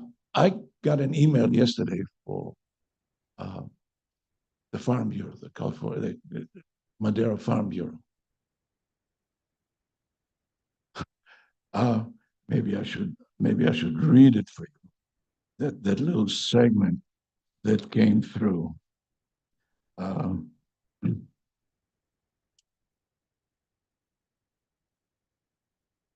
It is estimated that in California alone, almost 68% of family farming operations will be dissolved, liquidated, or sold for purposes outside of agriculture by year 2030. I know we're talking about farming, and I don't want to talk about large development. When I was talking about holistic view of where we're going in the future, it's not just about me or development or agriculture. I farm, and I expect to continue in farm. And I don't think that today you're going to decide on that, but I'm talking in order to place something in your own mind that will help us work in the future for the future of Madera. And I think that somewhere along the way, we need to provide, as part of the policy, very clear indication to anybody that is willing to spend money and put water into the water basin. Doesn't matter what they do. Doesn't matter if it's agriculture, development, or other businesses that EDC is going to be bringing in.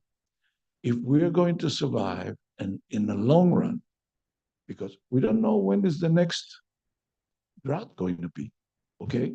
We need to simply make it available for anybody to bring in water and recharge.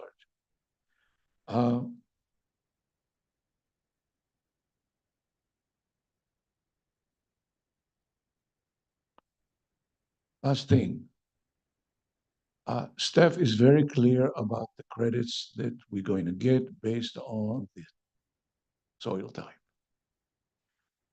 We are, okay, I'm a part of a nonprofit organization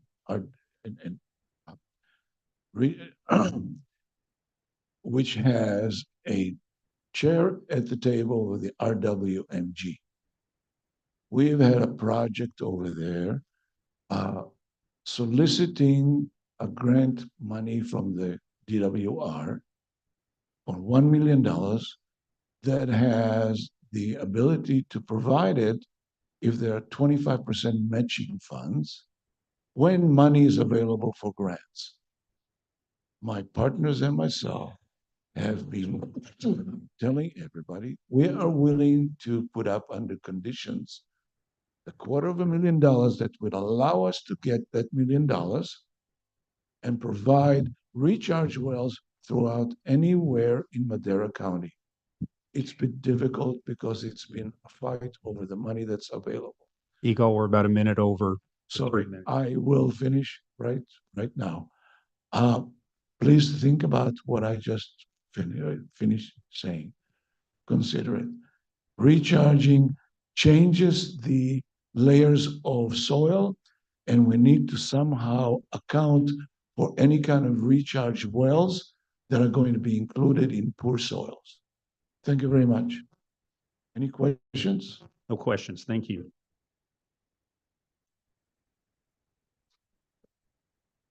Noah Lopez with the Madera Ag Water Association Morning Board. I want to thank staff for the detailed report and for the outreach. As was mentioned in Stephanie's report, MAWA has worked with the county GSA as well as our members and the broader ag community in the county on these recharge policies.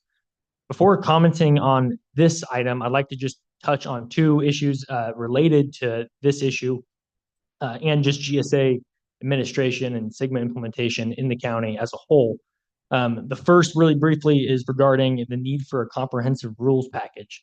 MAWA has submitted letters in the past asking that the GSA develop a rules package as opposed to the resolution format that currently exists. We appreciate the summary documents that staff has put together, but the fact is that currently the rules for GSA administration, the rules that growers look to, are contained in a hodgepodge of resolutions that have to be found by going back to board agendas. Sometimes are linked on the county GSA's website, but there is a need for a comprehensive rules package. Other GSAs use this format, and it makes it much simpler to understand what the requirements and rules in the GSA are. The second issue is just related to measurement. There's been a lot of discussion over the last 3 years about measurement, remote sensing, meters. The options are now Land IQ, EraWatch, and meter data.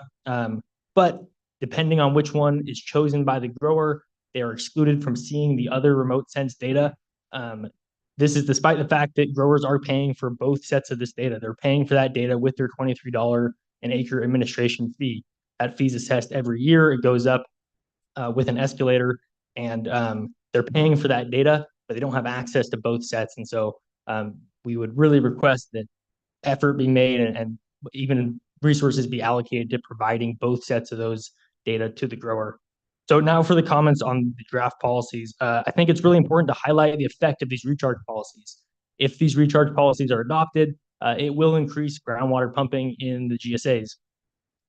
That's both good in that there's recharge that's occurring and water being put in, but as we talked about, we also have to consider that the basin isn't made worse off by these policies, and that's what the balance of these policies is trying to do, right?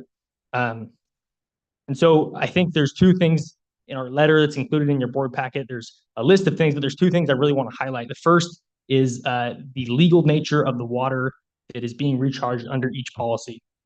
Policy 1 deals with surface water. This is water that's acquired under a legal water right or purchased from someone who acquired it with legal water right.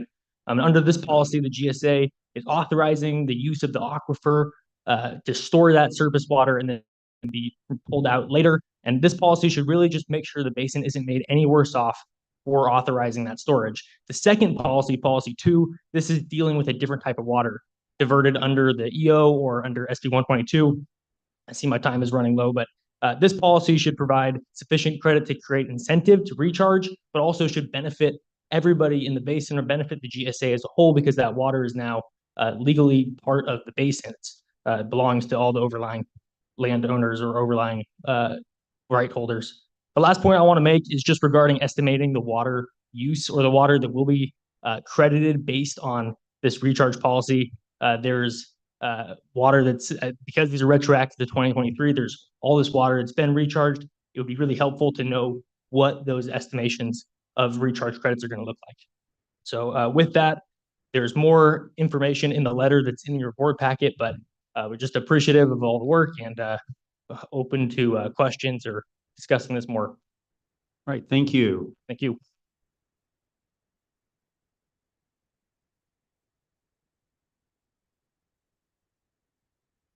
Good morning. Mark Nakata, California United Water Coalition. I appreciate having the opportunity today. I think that obviously Stephanie and her staff have done a lot of work regarding this issue. I think that's important. I also, though, have a couple of concerns and kind of goes along with what Supervisor Rogers was saying.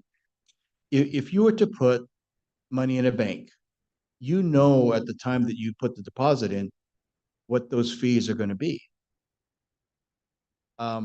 What happened in this situation is because there was no leadership regarding the floodwaters from last year, growers were kind of flying blind. And there's a lot of growers in this county that spent a lot of money recharging.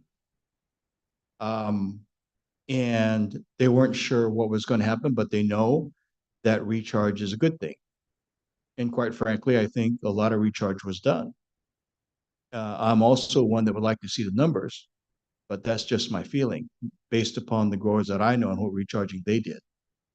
But to install a policy that a year later says, well, this is what it's going to be, and we're going to go back to last year. And I would caution you guys because it's like when you have money in a bank and there's no policy regarding a charge, and then they say, well, we're going to make this retroactive to last year. I think we need to think about that a little bit. I agree that in Supervisor Rogers' example, the bank also needs to have a part of that. I agree with that. So I'm not necessarily opposed to the 75% or whatever.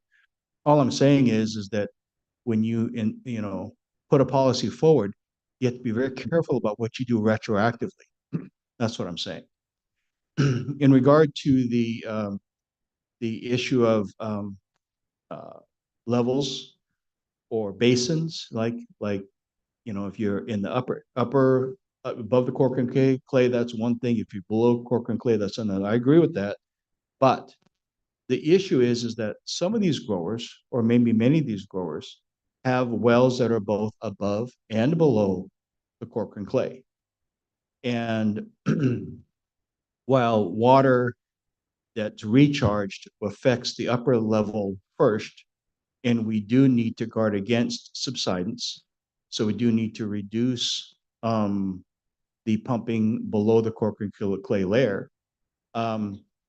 I think some allocation needs to be made for the fact that these wells, like Supervisor Rogers said, are very expensive. Whether you're doing a little home well or whether you're doing an ag well, and that expense needs to be calculated somehow too. So those are the two things that I have to comment on. Thank you very much. Thank you.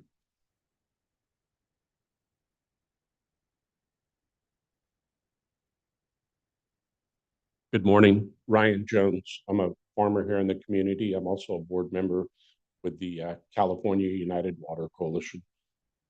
I just, as a farmer in the community, I wanted to bring forth something that I think the board has to always keep in mind. And that's regarding the recharge. And as a farmer in the community, the burden of recharge, the mass majority, the weight and the heavy lifting for recharge of this community has been put on the shoulder of the farmers. It's the farmers that are expected to create the recharge. So anything regarding a beneficial effort for the recharge, please keep in mind the farmers. We are the people in this community that have been expected to create the recharge, carry the heavy load of this recharge. So please keep in mind, with regards to the amounts allocated, the burdens and cost of doing recharge is unbelievable. And the other thing that I'd like to remind you is that, unfortunately, being as I'm one of the farmers here in this community, we're probably looking at the worst downturn in regards to the economy for farmers in this community, at least in my lifetime, and I'm 57 years old.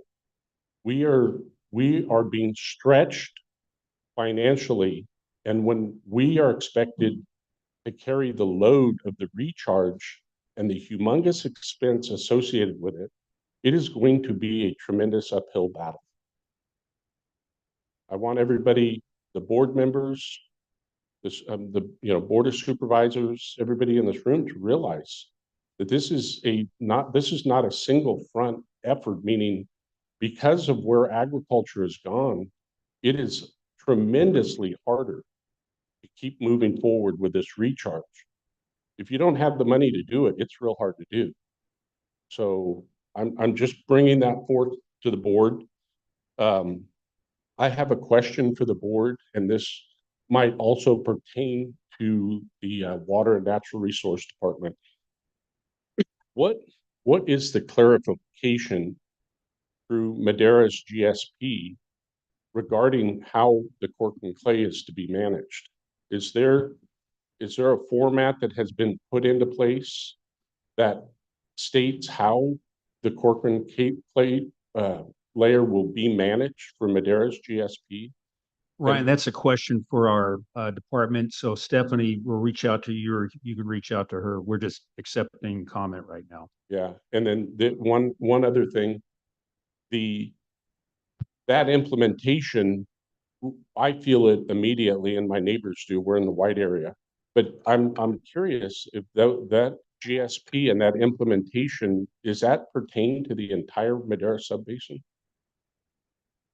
So I Great. appreciate your time. Thank you. Thank you.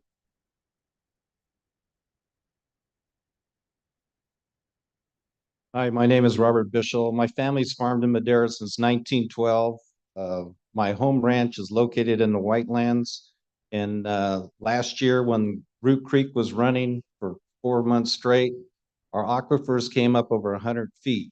That's not with any water being put on the ground, just strictly water coming through Root Creek.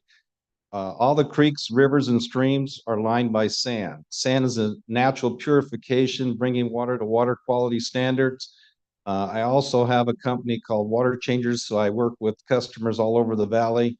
And I've seen consistently the wells come up 50 to 100 feet. The people that are on flood irrigation, like the dairymen, for example, their water never fluctuates. They always are putting water back into the ground. On our home ranch, we used to have our almonds on flood irrigation. Our water tables were status quo year in and year out. There's a 200-foot elevation change from the east side to the west side. So anything you do on the east side is going to affect the west side. Last year, water was coming out of the ground. All those duck clubs you see on the west side, that water oozes out of the ground. It's coming from the east side. So anything we do on the east side is going to affect the west side. The reason why we've been able to maintain our house wells for over 100 years on our home ranches and our ranches on Avenue 9 and 12 is that we never perforate any shallow water. A lot of guys are perforating every stratus, and it will deplete the home water stratuses. So if you had a mandate where you couldn't perforate anything in the home water stratuses, when you repercolate this water and all these sand stratus like you're talking about, all those house wells come back immediately online. All the dry wells come back online. All the dry wells down in Porterville came back online in 1 year. The experts said it'll take 10 years. It took literally months for this to happen. There's another problem out in the ranchos. It's called arsenic. It's at 550 feet. You cannot pump that water down to that. It's unusable. It'll kill, livestock, human beings, agriculture, anything. So it's important that you keep these aquifers built up and maintained. But there's a difference. So like at our home ranch, we don't have any of those shallow aquifers, so all our house wells are never affected. And so we stay status quo even during the drought years when they only had 3 to 4 weeks worth of irrigation water. So last year I tried to contact the MID several times about recharging the home ranch. They said we have no program available to you. So I'm concerned about line number 5 when it says that if you don't put water in, you can't extract water out. Well, last year I didn't get any ditch water on the home ranch, and my wells all came up because Root Creek runs. And then Root Creek goes all the way towards Highway 99. It ends up in that sand stratus. And so the whole aquifer and the whole community comes up. Everybody in Madera benefits when that water goes down all these creeks and rivers. Cottonwood Creek, I'm right next to that on Avenue 12, that holding basin right there. It's 100 feet of pure sand. Anything you put in there just immediately benefits the whole county. So all the recharge that we can do is going to benefit everybody. But we're also stated in that policy that you guys got from the state that we got to mandate by January 25 that we have to meet all these standards. It talks about agriculture is responsible for the water quality. So when you have TDS, E. coli, nitrates, and all that, you have septic systems all out there in the ranchos. And when you put in more homes out there, you're putting more septic systems in, which is going to pollute the water. And it says the bill goes to the farmers. I'm very concerned about that. How much I'm over? All right, yeah, about a minute over. All right, thank Thank you. you.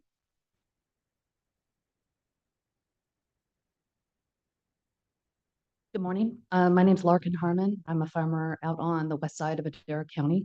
And I'm very grateful that we're talking about the recharge policy today as we live along the San Joaquin River and are in between the East Side Bypass and the San Joaquin River. So in theory, our area should be fantastic for recharge. And it is. But if you were to look at the map that Stephanie was referring to on the soils map, here's the San Joaquin River along here. This is Chowchilla, basically Chowchilla Water District. This is basically Madera ID. All this red in here is very poor recharge, and this is the free option for us to prove our soil is rechargeable. Now, I'm basically the study that she referred to first in Davis. We're on sandy loam, alfalfa, and in theory, 90% of all the recharge we did last year should have gone back into the ground, which it did because all of our wells went up tremendously. I would be a part of the EO water, the flood water that many have remarked that is everybody's water. And I don't think that people realize what it takes to do this. So there's pumps to be rented. There is servicing the pumps twice a day to make sure things aren't clogged up, diesel bills. There's a tremendous amount of money and effort that goes into this. And it takes away from the regular farming or the bill work that I have to do also. And so it's quite a bit of a burden to bring in the recharge water. So it's a little bit off-putting when people say it's everybody's water, because not everybody's paying for the diesel. Not everybody's paying for the pump I have to rent. Nobody is chipping in on any of that stuff. And yet if 25% of that goes back to the basin, nobody's paying for 25% of the diesel bill. And now I'm looking at trying to shore up and prove that I'm on sandy loam because this is completely inaccurate. So I'm looking at $5,000, $10,000 in geological studies to prove this. So it's just an added burden. When you guys talk about red tape and all this stuff, it is layering on the farms so much right now. It talked about the economy. It is not easy out there. And this is one thing that you guys have in your control that we can do on a ground level right here in this room. It's not coming from the state. It's how you guys decide this policy. And if I was writing the policy, I think it should be 85% across the board to the farmer. The rest goes back to the basin. And that's it. I mean, of course, do all the documentation that's necessary. Of course, the meters, all of those things. But let's split the difference and incentivize the maximum amount of water that we can bring in. It's really the only positive thing about Sigma is recharge. Everything else looks like doomsday to us farmers. And so please take into consideration just how bad the economy is, what we're looking at food prices, what people are paying, how many acres of farm ground are going to be knocked out, how many jobs are going to be gone. It's coming. And I don't think you realize how much is going to hit us. It's really going to be bad. And so if there's any little thing that you can throw us a bone, please consider it. It's really important. Thank you.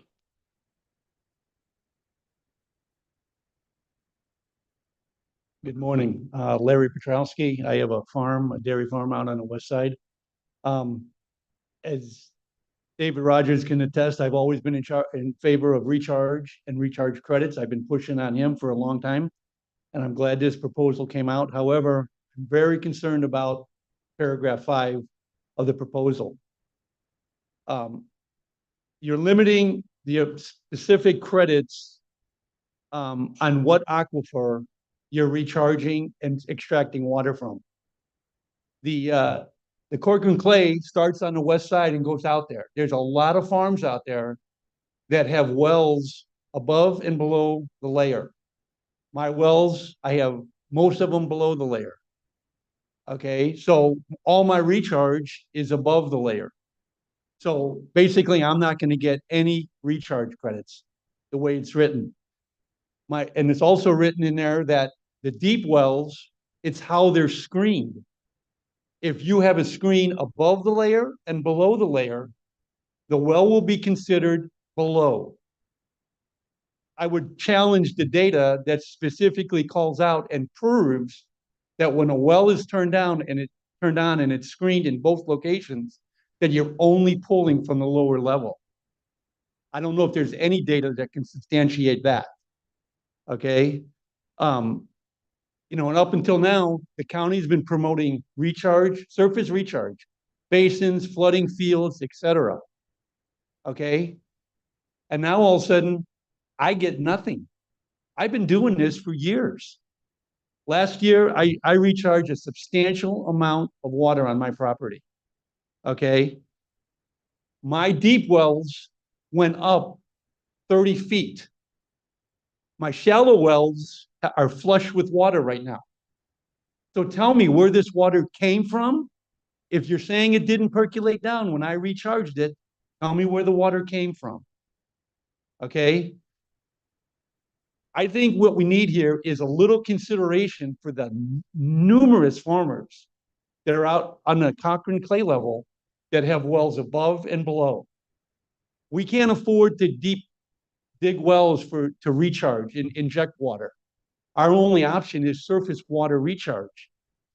Give us some credit for this. We're recharging the water. And I have a whole bunch of stuff here more, and I'm running out of time, but I'm just going to finalize this with one statement.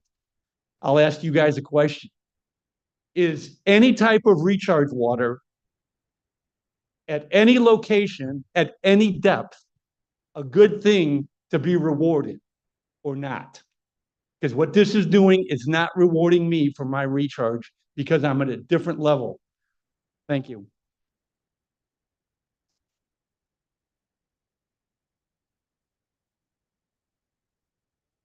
Good morning, everybody. My name is Mickey Basra, and I'm farming here in Madeira. Every 18 and a half for road 16. And my both side is, right side is the Madeira district water and left side Chowchala. I went to both ask if I can get the water, but it's not going to happen. But I offer you, or Stephanie, 2 acre free and clear. You don't have to pay penny, and you can bring the recharge in my place, then I'm willing to do that. And also my soil is a sandy loam. I think it will take the water. That's my offer is. And thank you.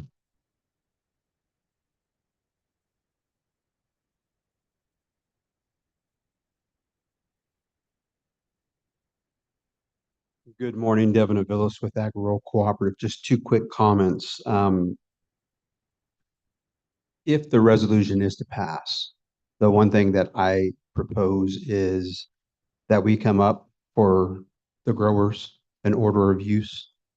Because if this water is scheduled to expire in 2026, I think a grower should be able to move that to the front of the line versus other carryover water.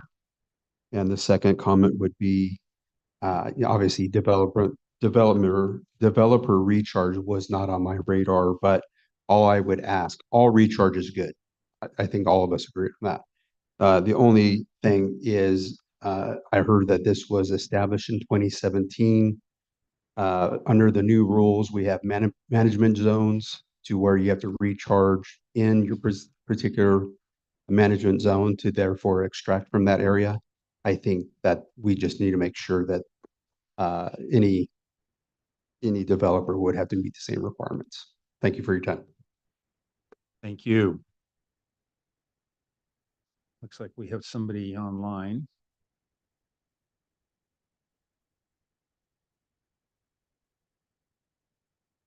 Okay, so the first individual online is Sarah Wolf.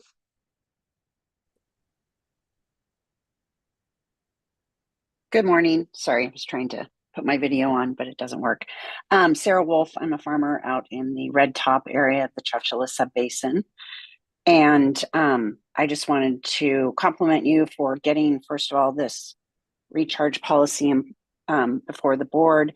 It's critically important. We did do a lot of recharge out on the western side of the Chowchilla Subbasin, and that is our long-term plan for continuing to slow subsidence and reverse the problem of overpumping.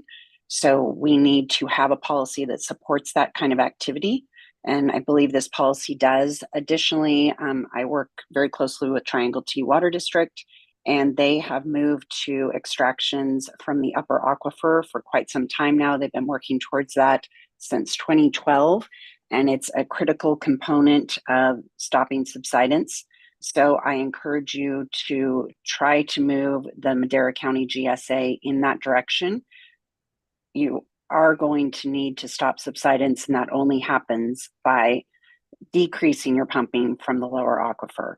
And your recharge is going to the upper aquifer when you do this floodmar and agmar type recharge. It's going into the upper aquifer primarily, especially on the west side of the basin. So I would urge you to not remove that restriction of pumping out of the upper aquifer if that's where you're recharging. It will exacerbate subsidence if we continue to pump from the lower aquifer in the way that we have been over the last multiple decades.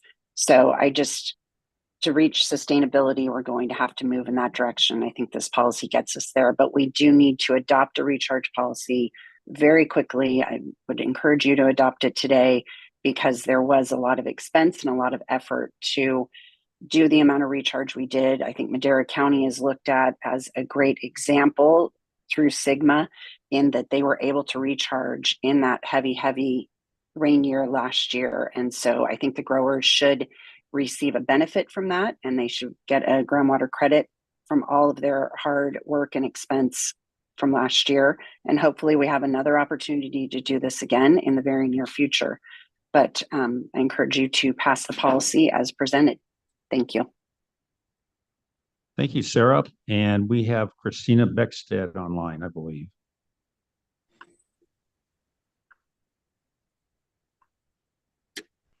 Thank you. Can you hear me? Yes. Thank you.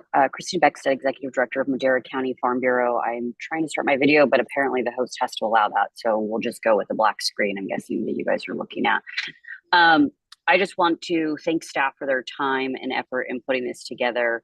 I will say that I'm slightly disappointed because we were asked and tasked with organizing discussions with growers throughout the county, especially those that were had the opportunity to recharge when the flood flows came through.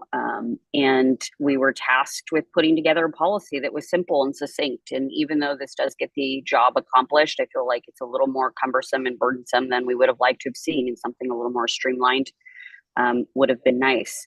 The reference to science-based methodology, when we met with county staff and consultants, we were told that the studies that are now being presented to this board were not necessarily relevant to our area specifically. So the fact that there's a lot of weight being put to that is also a little frustrating from my perspective, because from the stored surface water component piece of it, most of these growers are paying for that water that they are putting into the ground, and having a more of an allocation for them would probably be more significant. I mean, to give a banking example that has been used multiple times today, if I put $100 into the bank, I recognize that I might have a $5 banking fee, but to take 15 to 25% of what I'm putting into the bank is a little excessive.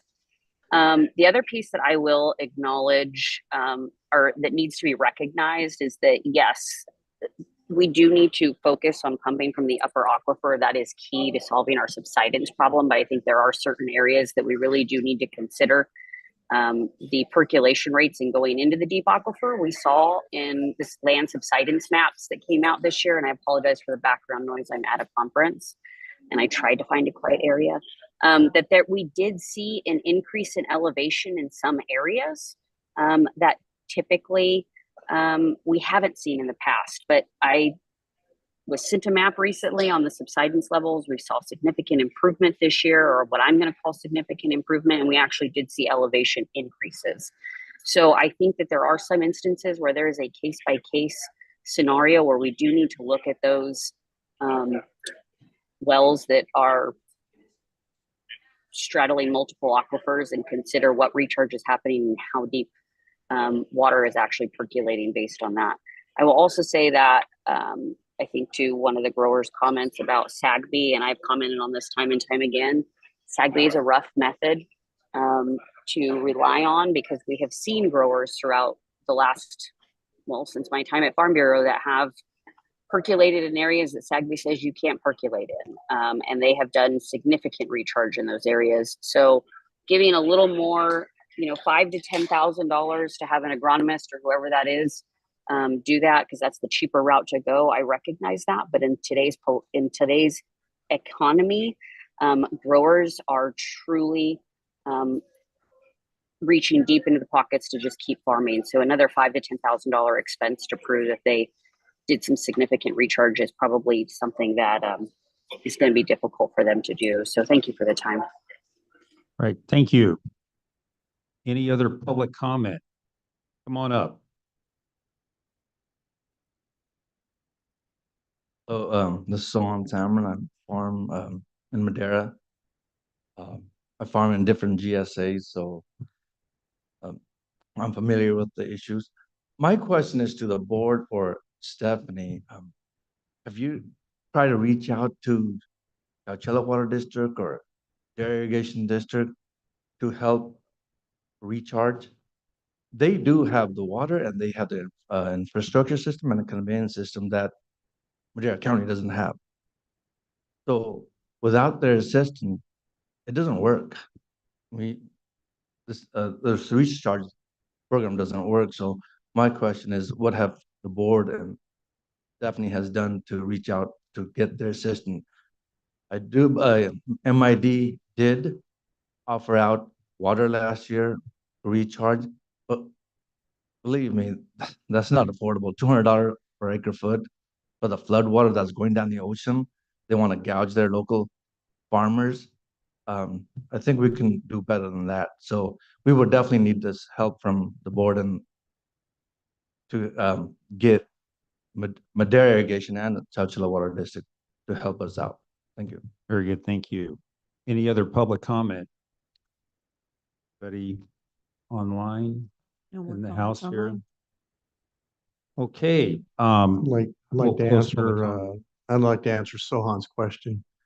CWD recharged 140,000 acre feet last year. They offered the water free to people with dedicated recharge basins to fill those basins.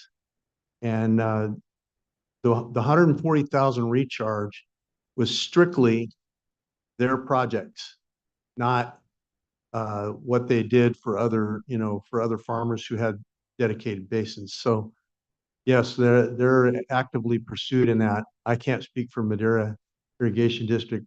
I don't know what they're doing on that regard. I don't know why they're charging so much for flood water.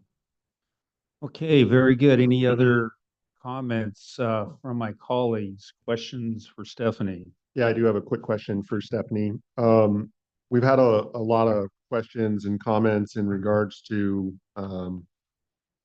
forgive me, the SAGB. And I think in your presentation, you mentioned that the Westlands Water District did a very comprehensive study on their soils and where, I guess, percolation is taking place. My question is, what would it take for the county to do something like that I think as Ms. Harmon had suggested, it would, take some of the burden off this of our farmers, and I'm just not sure if there's grant funds available for that, or if that's something that we've looked at. Sure. So that's an interesting idea. And I do want to point out there's SAGB and modified SAGB, which is what our policy requires. And the modified version isn't all red meaning bad. So it was modified based on grower feedback. We could certainly look at putting together a resource. I will say SAGB is the best available science that is free. And so that is why it's listed.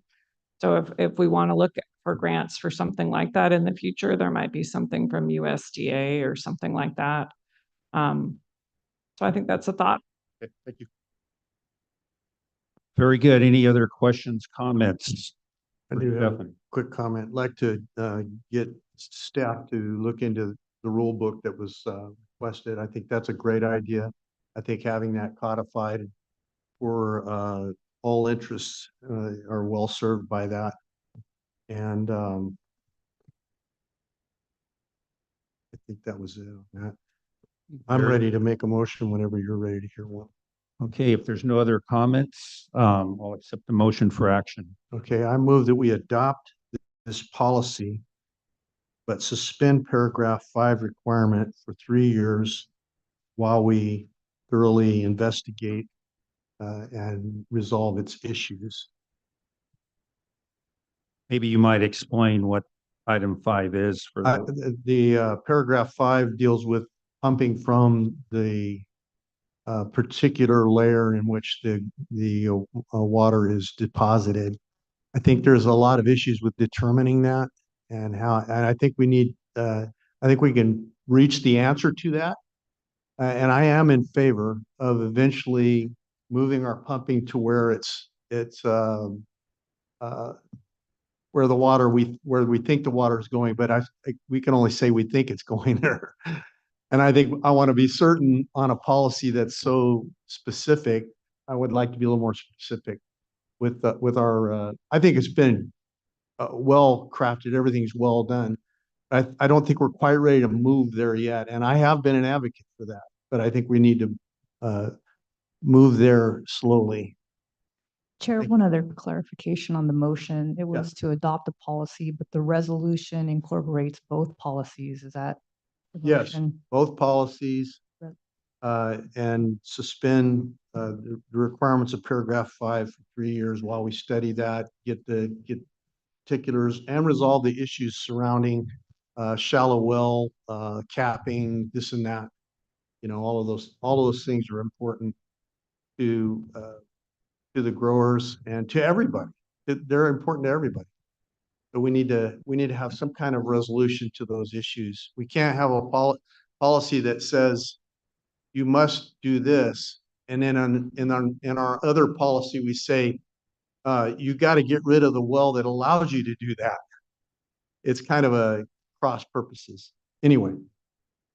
And so would that be retroactive back to 2023 as the policy? Yes. So what question of Stephanie, with that policy, what would happen to the subsidence, or what would occur if we were to suspend that and allow pumping below the Corcoran layer?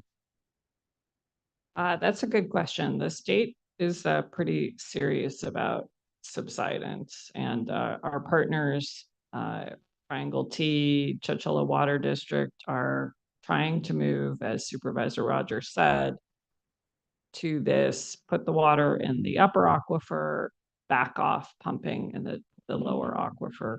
So there would be more subsidence there. I think the minimum thresholds in the Chowchilla subbasin GSP would be triggered and violated. I'd like to expound on my reasoning. And it's particularly because of that the recharge that's been recently done has been done. We've done some accommodation in many ways for with the 50%. We're accommodating other things. This is done with a a foresight to a credit. And I think we need to do it with a foresight to moving in that direction. Definitely moving in the direction of pumping above the Corcoran clay layer. Definitely. I don't think it's as widespread as we might realize. I don't think it's going to be as widespread as we might think. But I think there are those who are going to suffer as a result of a policy that suddenly puts the brakes on when the door was open, we were pleading for recharge, and we still feel that that's the way to go.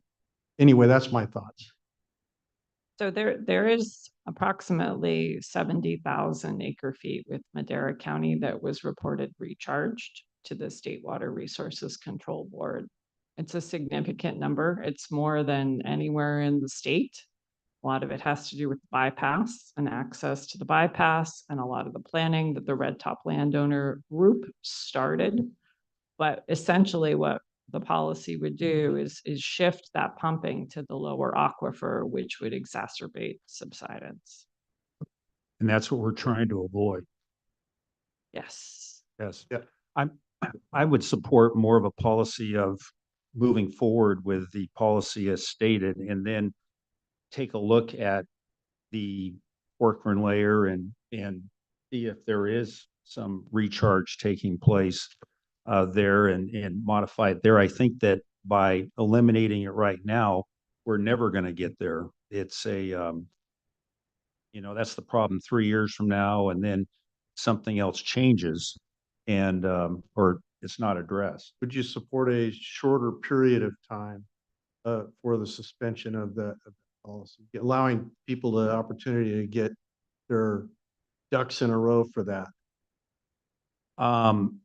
Well, I think they've had their ducks in a row for a long, long time. I mean, I'm talking about the upper and lower wells, that kind of, because right now it's very specific. Right.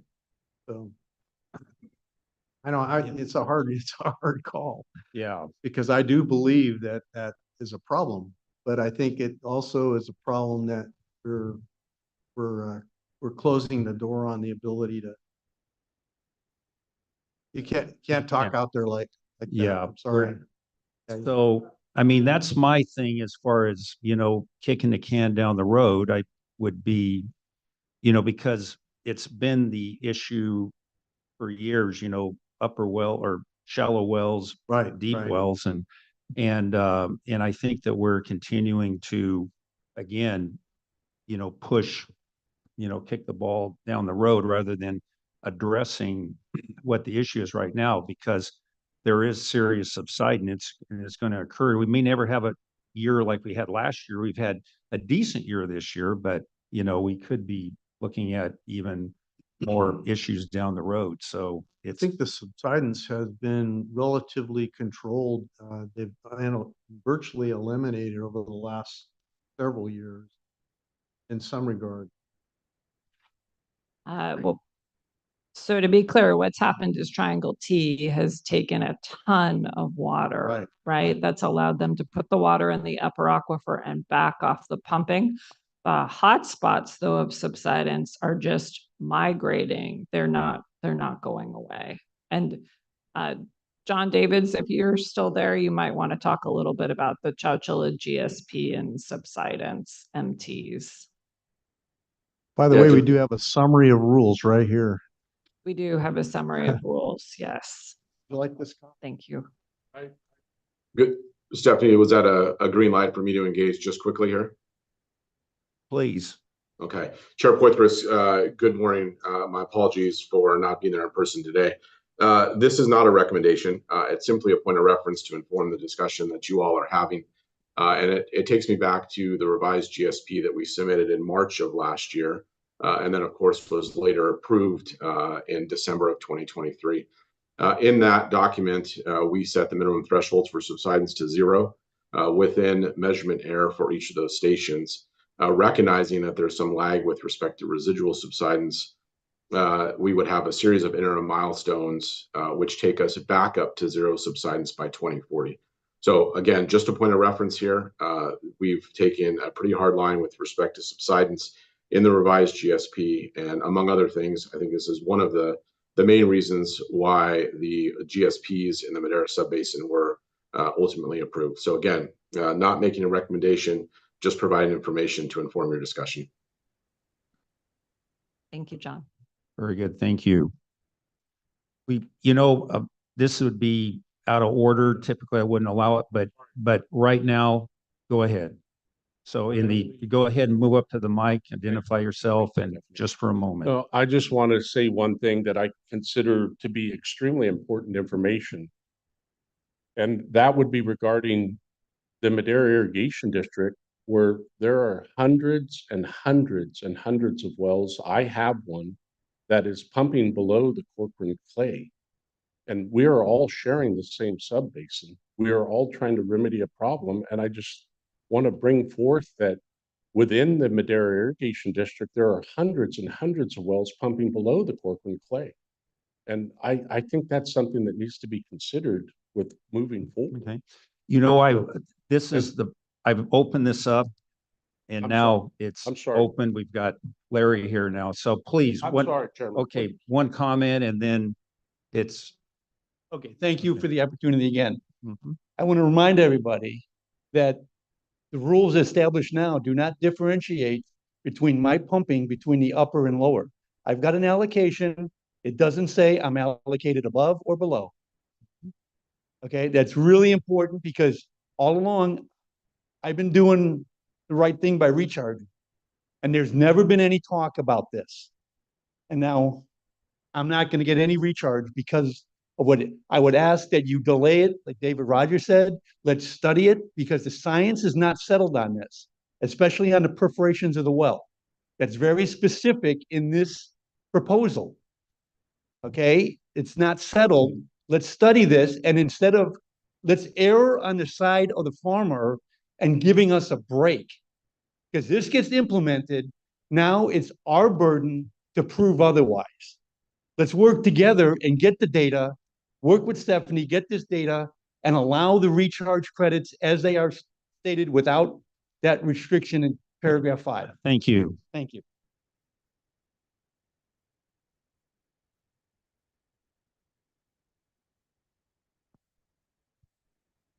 Okay, very good. Any other comments, questions, thoughts? I'd like to amend my motion to read that we would suspend it for a period of 1 year. And Chairman, I do have one question, and it does go to the recharge credit, to Ms. Harmon's point and Ms. Beckstead as well. And I go back to costs, streamlining, red tape, and those types of things, especially when we're talking about, the free option of SAGB and perhaps going to something like the Tulare Irrigation District model, where they have 2 tiers depending on winter or spring and summer with the evaporation numbers, or doing just a flat number like 80 or 85%, something like that. Just makes it easy, streamlined, and I don't know if we had an 85% recharge credit, how many people would pay the $5,000 to $30,000 to do the necessary steps to get to 90%. So that is something that I would like to see amended with this. I don't know what my other colleagues think. Here's the issue is we've got places in the county where it's hard paying clay and 75% would be generous, and then we've got places along the river, with sandy loam that, in Ripperton and some of these areas that have, really good rechargeability. So that's the problem when you give somebody, 80, 85% flat rate, you're cheating some people and you're giving other people that don't have the rechargeability a benefit. So you're not recognizing those geographical differences. Well, I understand that, but I guess my concern comes down to if it costs $10,000 to do it, to get that extra credit, how many people are actually going to do that? And are we trying to incentivize more recharge or aren't we? Right. And so that's really what my concern is. Is it perfect? Absolutely not. Are, in some cases, is 100% of the water going into the basin? Yes. In some places, will it be 60? Perhaps. So I wanted to get the opinion of others because I really want to focus on the incentivization of recharge because I feel like this doesn't go as far as it should to really incentivize people to do all that they can to put water in the ground. I can speak for myself as a grower. I'll take 75% rather than 0% for recharge as a base. And then, take a look at my recharge ability. But you're not, there's no disincentive for somebody getting 75%. You're going to take it, because with the opportunity, especially on those years that you can recharge with free water or really cheap water, 75% or north of that, depending on, your show of profiles, or that's huge. It's better, we're getting, and that's the thing, this is a policy that we're looking to put together that we haven't had before. And there's been a lot of work and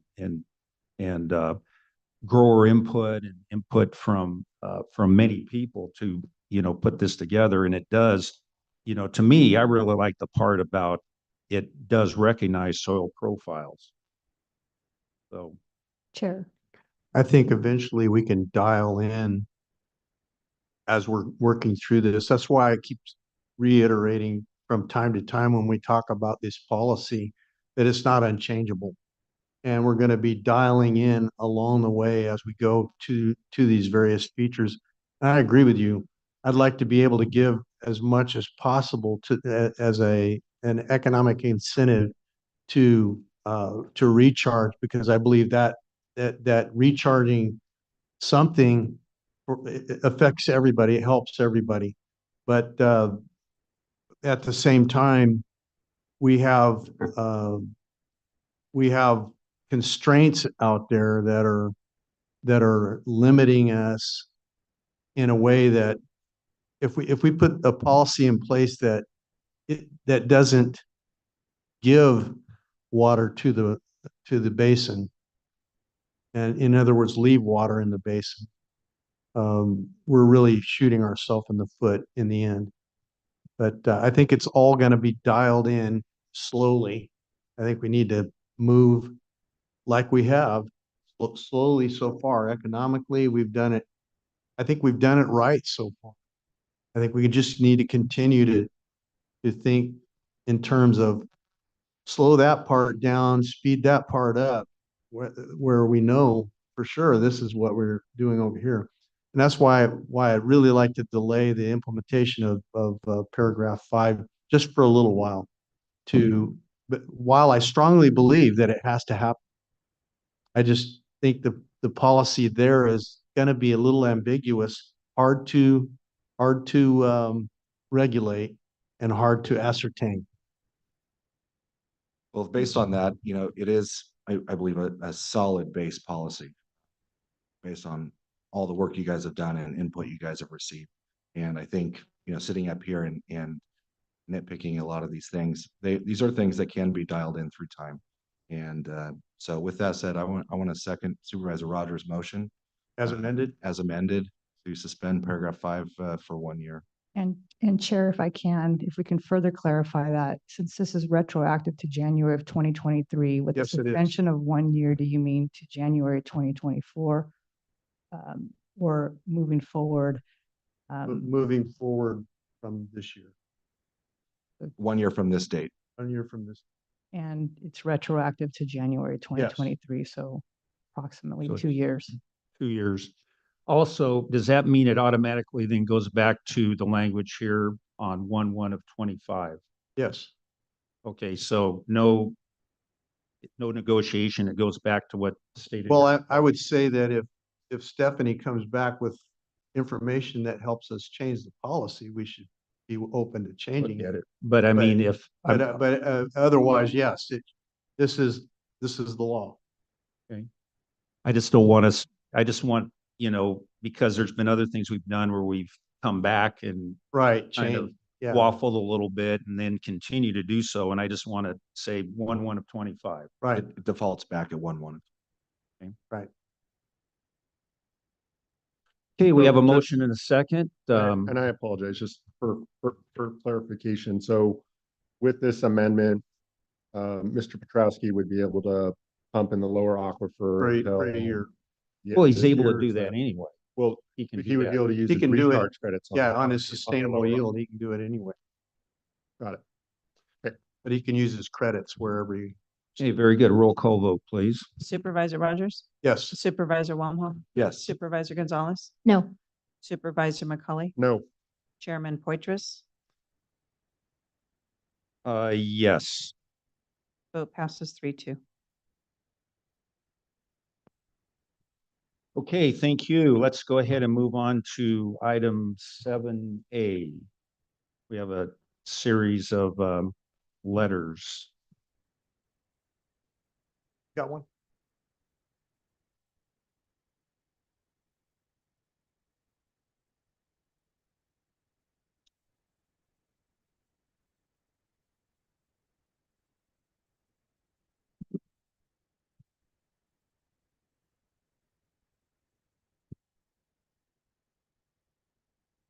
Read that one in.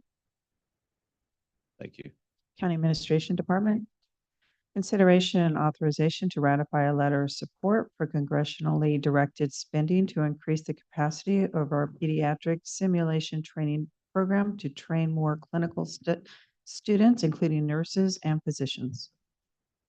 Thank you, Chairman and board members.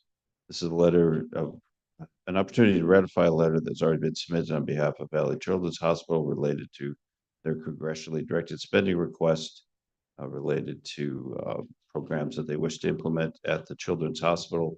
There was a deadline that prevented us from presenting it to you as just a move to approve, and have forwarded the letter to the hospital. Okay, very good. Are there any questions regarding this letter? Seeing and hearing none, I'll accept a motion for action, or I'll take it out to public. Any comments from the public? Hearing none, I'll accept a motion for action. Move to approve. Second. We have a motion and a second. Roll call vote, please. Supervisor Gonzalez? Yes. Supervisor McCully? Yes. Supervisor Wamhaugh? Yes. Supervisor Rogers? Yes. Chairman Poitras? Yes. Vote passes 5-0. Okay, thank you. 7B. 7B, County Administration Department, discussion and consideration to authorize a letter expressing ongoing concerns with the administration budget proposal to shift $13 million of child health and disability prevention program to a budget to the health care program for children's and foster care, and the remainder to the California Children's Services Oversight and Monitoring Initiative as part of the elimination of the CHDP program. Okay, thank you. This letter is to encourage the governor not to repurpose this budget dust of $13 million towards his $58 billion oversight, so that public health can maintain the HCP CFC integration of public health nurses in the foster programs, which has a significant number of positive outcomes. Okay, thank you. Any questions regarding this letter item? Any comments from the public? Seeing and hearing none, I'll accept the motion for action. Motion to approve? Second. We have a motion and a second. Roll call vote, please. Supervisor McCully? Yes. Supervisor Wamhaugh? Yes. Supervisor Rogers? Yes. Supervisor Gonzalez? Yes. Chairman Poitras? Yes. Vote passes 5-0. Thank you. 7C. County Administration Department, discussion and consideration to authorize a letter requesting reallocation of unexpended funds appropriated to support for vital public health activities for fiscal year 2022, 2023, and 2023, 2024 to establish and enhance local health department capacities and infrastructure to meet new requirements as part of the California Advanced and Innovating Medical Population Health Management Strategy. Thank you. What Karen read pretty much describes the meat of what this letter is intending to request. As you may already be well aware, CalAIM is being implemented at all levels with with some effect at all of your subvetted departments. And it is not something that we have the money necessarily to do at the level that we would like to be able to do it at. So in order to meet those requirements, we're requesting or sending a letter in support of reallocation of unexpended funds towards this process for vital public health activities. Okay, thank you. Any questions of Jay regarding this letter authorization? Any members of the public have any comments? Seeing and hearing none, I'll bring the item back for action. Move to approve? A second. We have a motion and a second. Roll call vote, please. Supervisor McCauley, Yes. Supervisor Gonzalez. Yes. Supervisor Wamhaugh, Yes. Supervisor Rogers. Yes. Chairman Poitras. Yes. Vote passes 5-0. All right, 7D. County Administration Department, discussion and consideration to authorize a letter of support for Assembly Bill 2902 regarding organic waste management. Thank you. Assembly Member Wood is sponsoring this particular legislation on our favorite topic for Jared and for Matt, SB 1383. And it specifically asks for some consideration for 19 counties that are smaller than us. But in the third paragraph, I'd like to point out two things. One, we are one of the 12 smaller counties referred to there.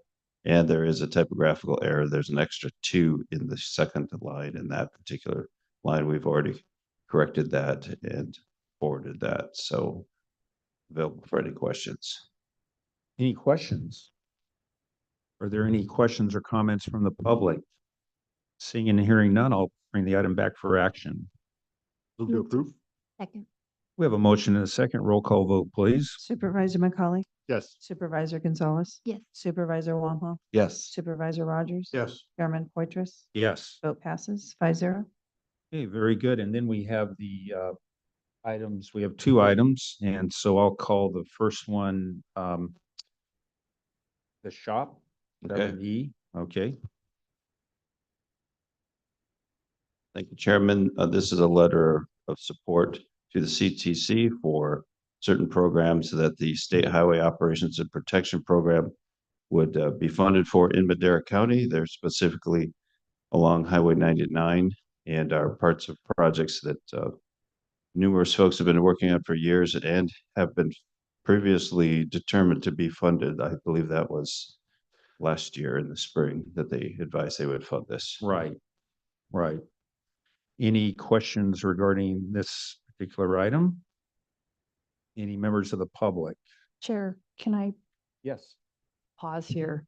It was one addition to the agenda. Both had to do with the California Transportation Commission. So unless the CAO opposed, if we can do both letters Okay. in one action, Sure. I think that's how fine we with me. set it up. Yeah. Thank you.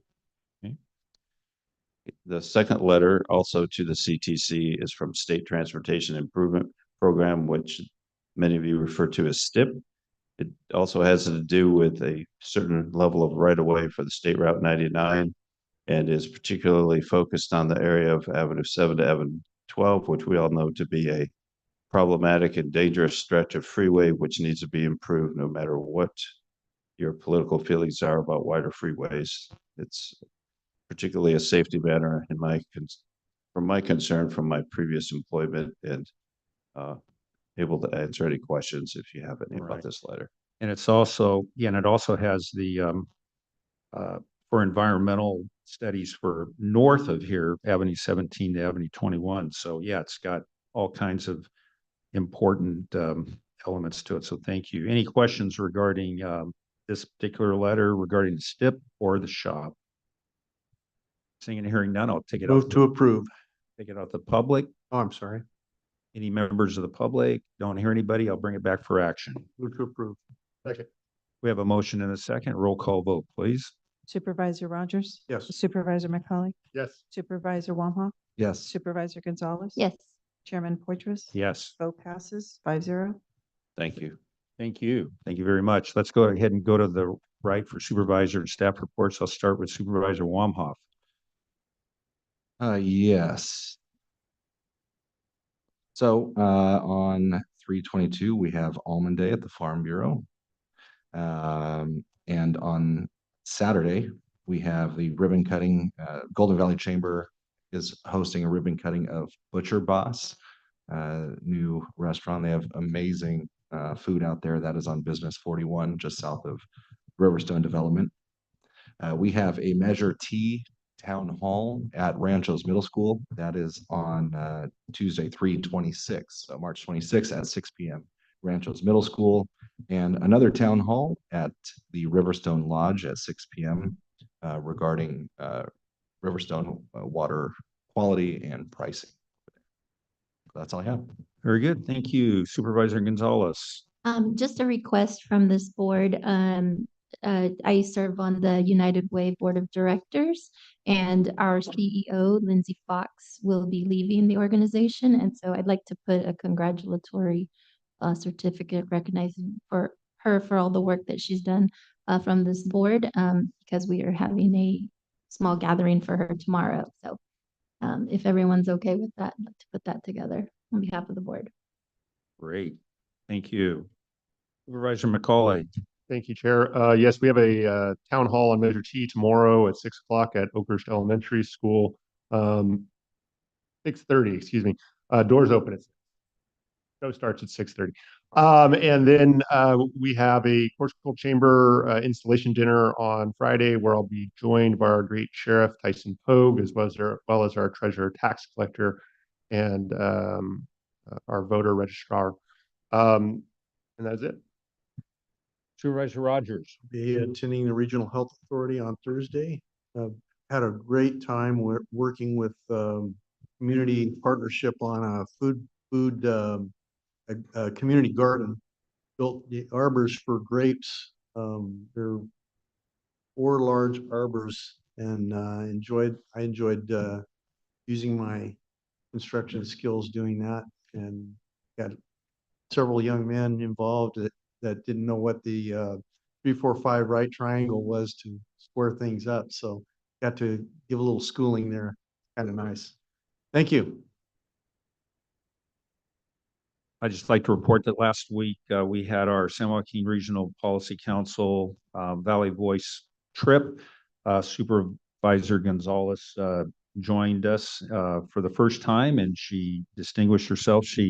One of our legislators was unable to make the meeting, and Supervisor Gonzalez said that's not good enough, and so she took it upon herself to grab our priorities and go to her office, and was because of a great relationship she has, she was greeted and was able to deliver our policies and priorities. So thank you very much for that.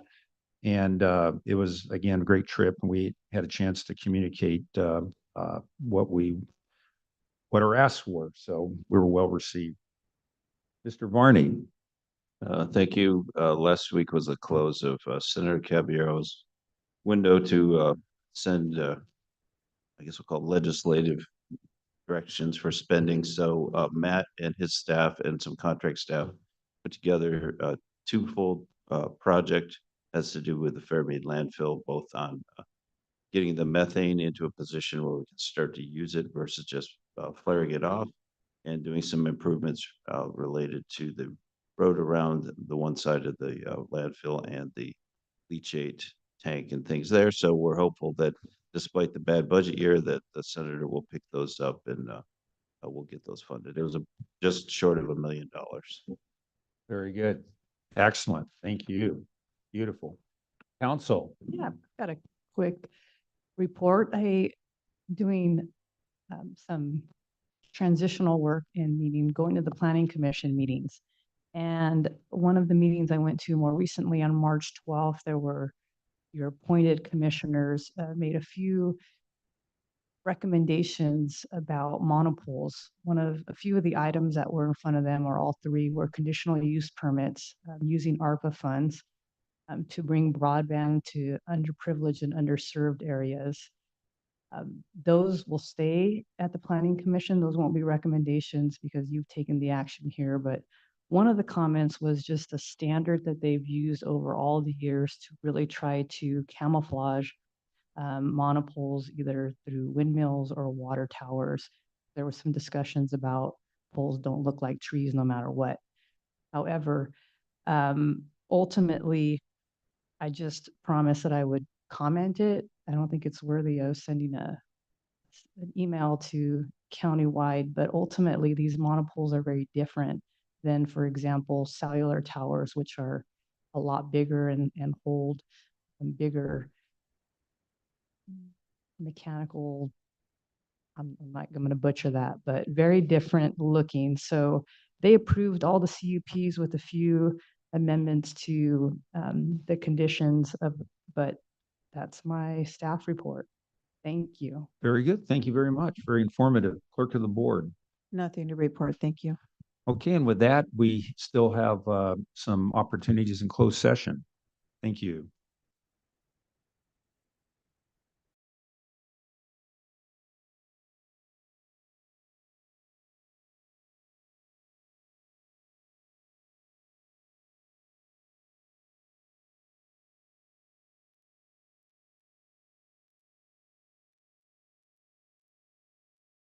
Okay, very good. We're back from closed session. Council, are there any reportable items?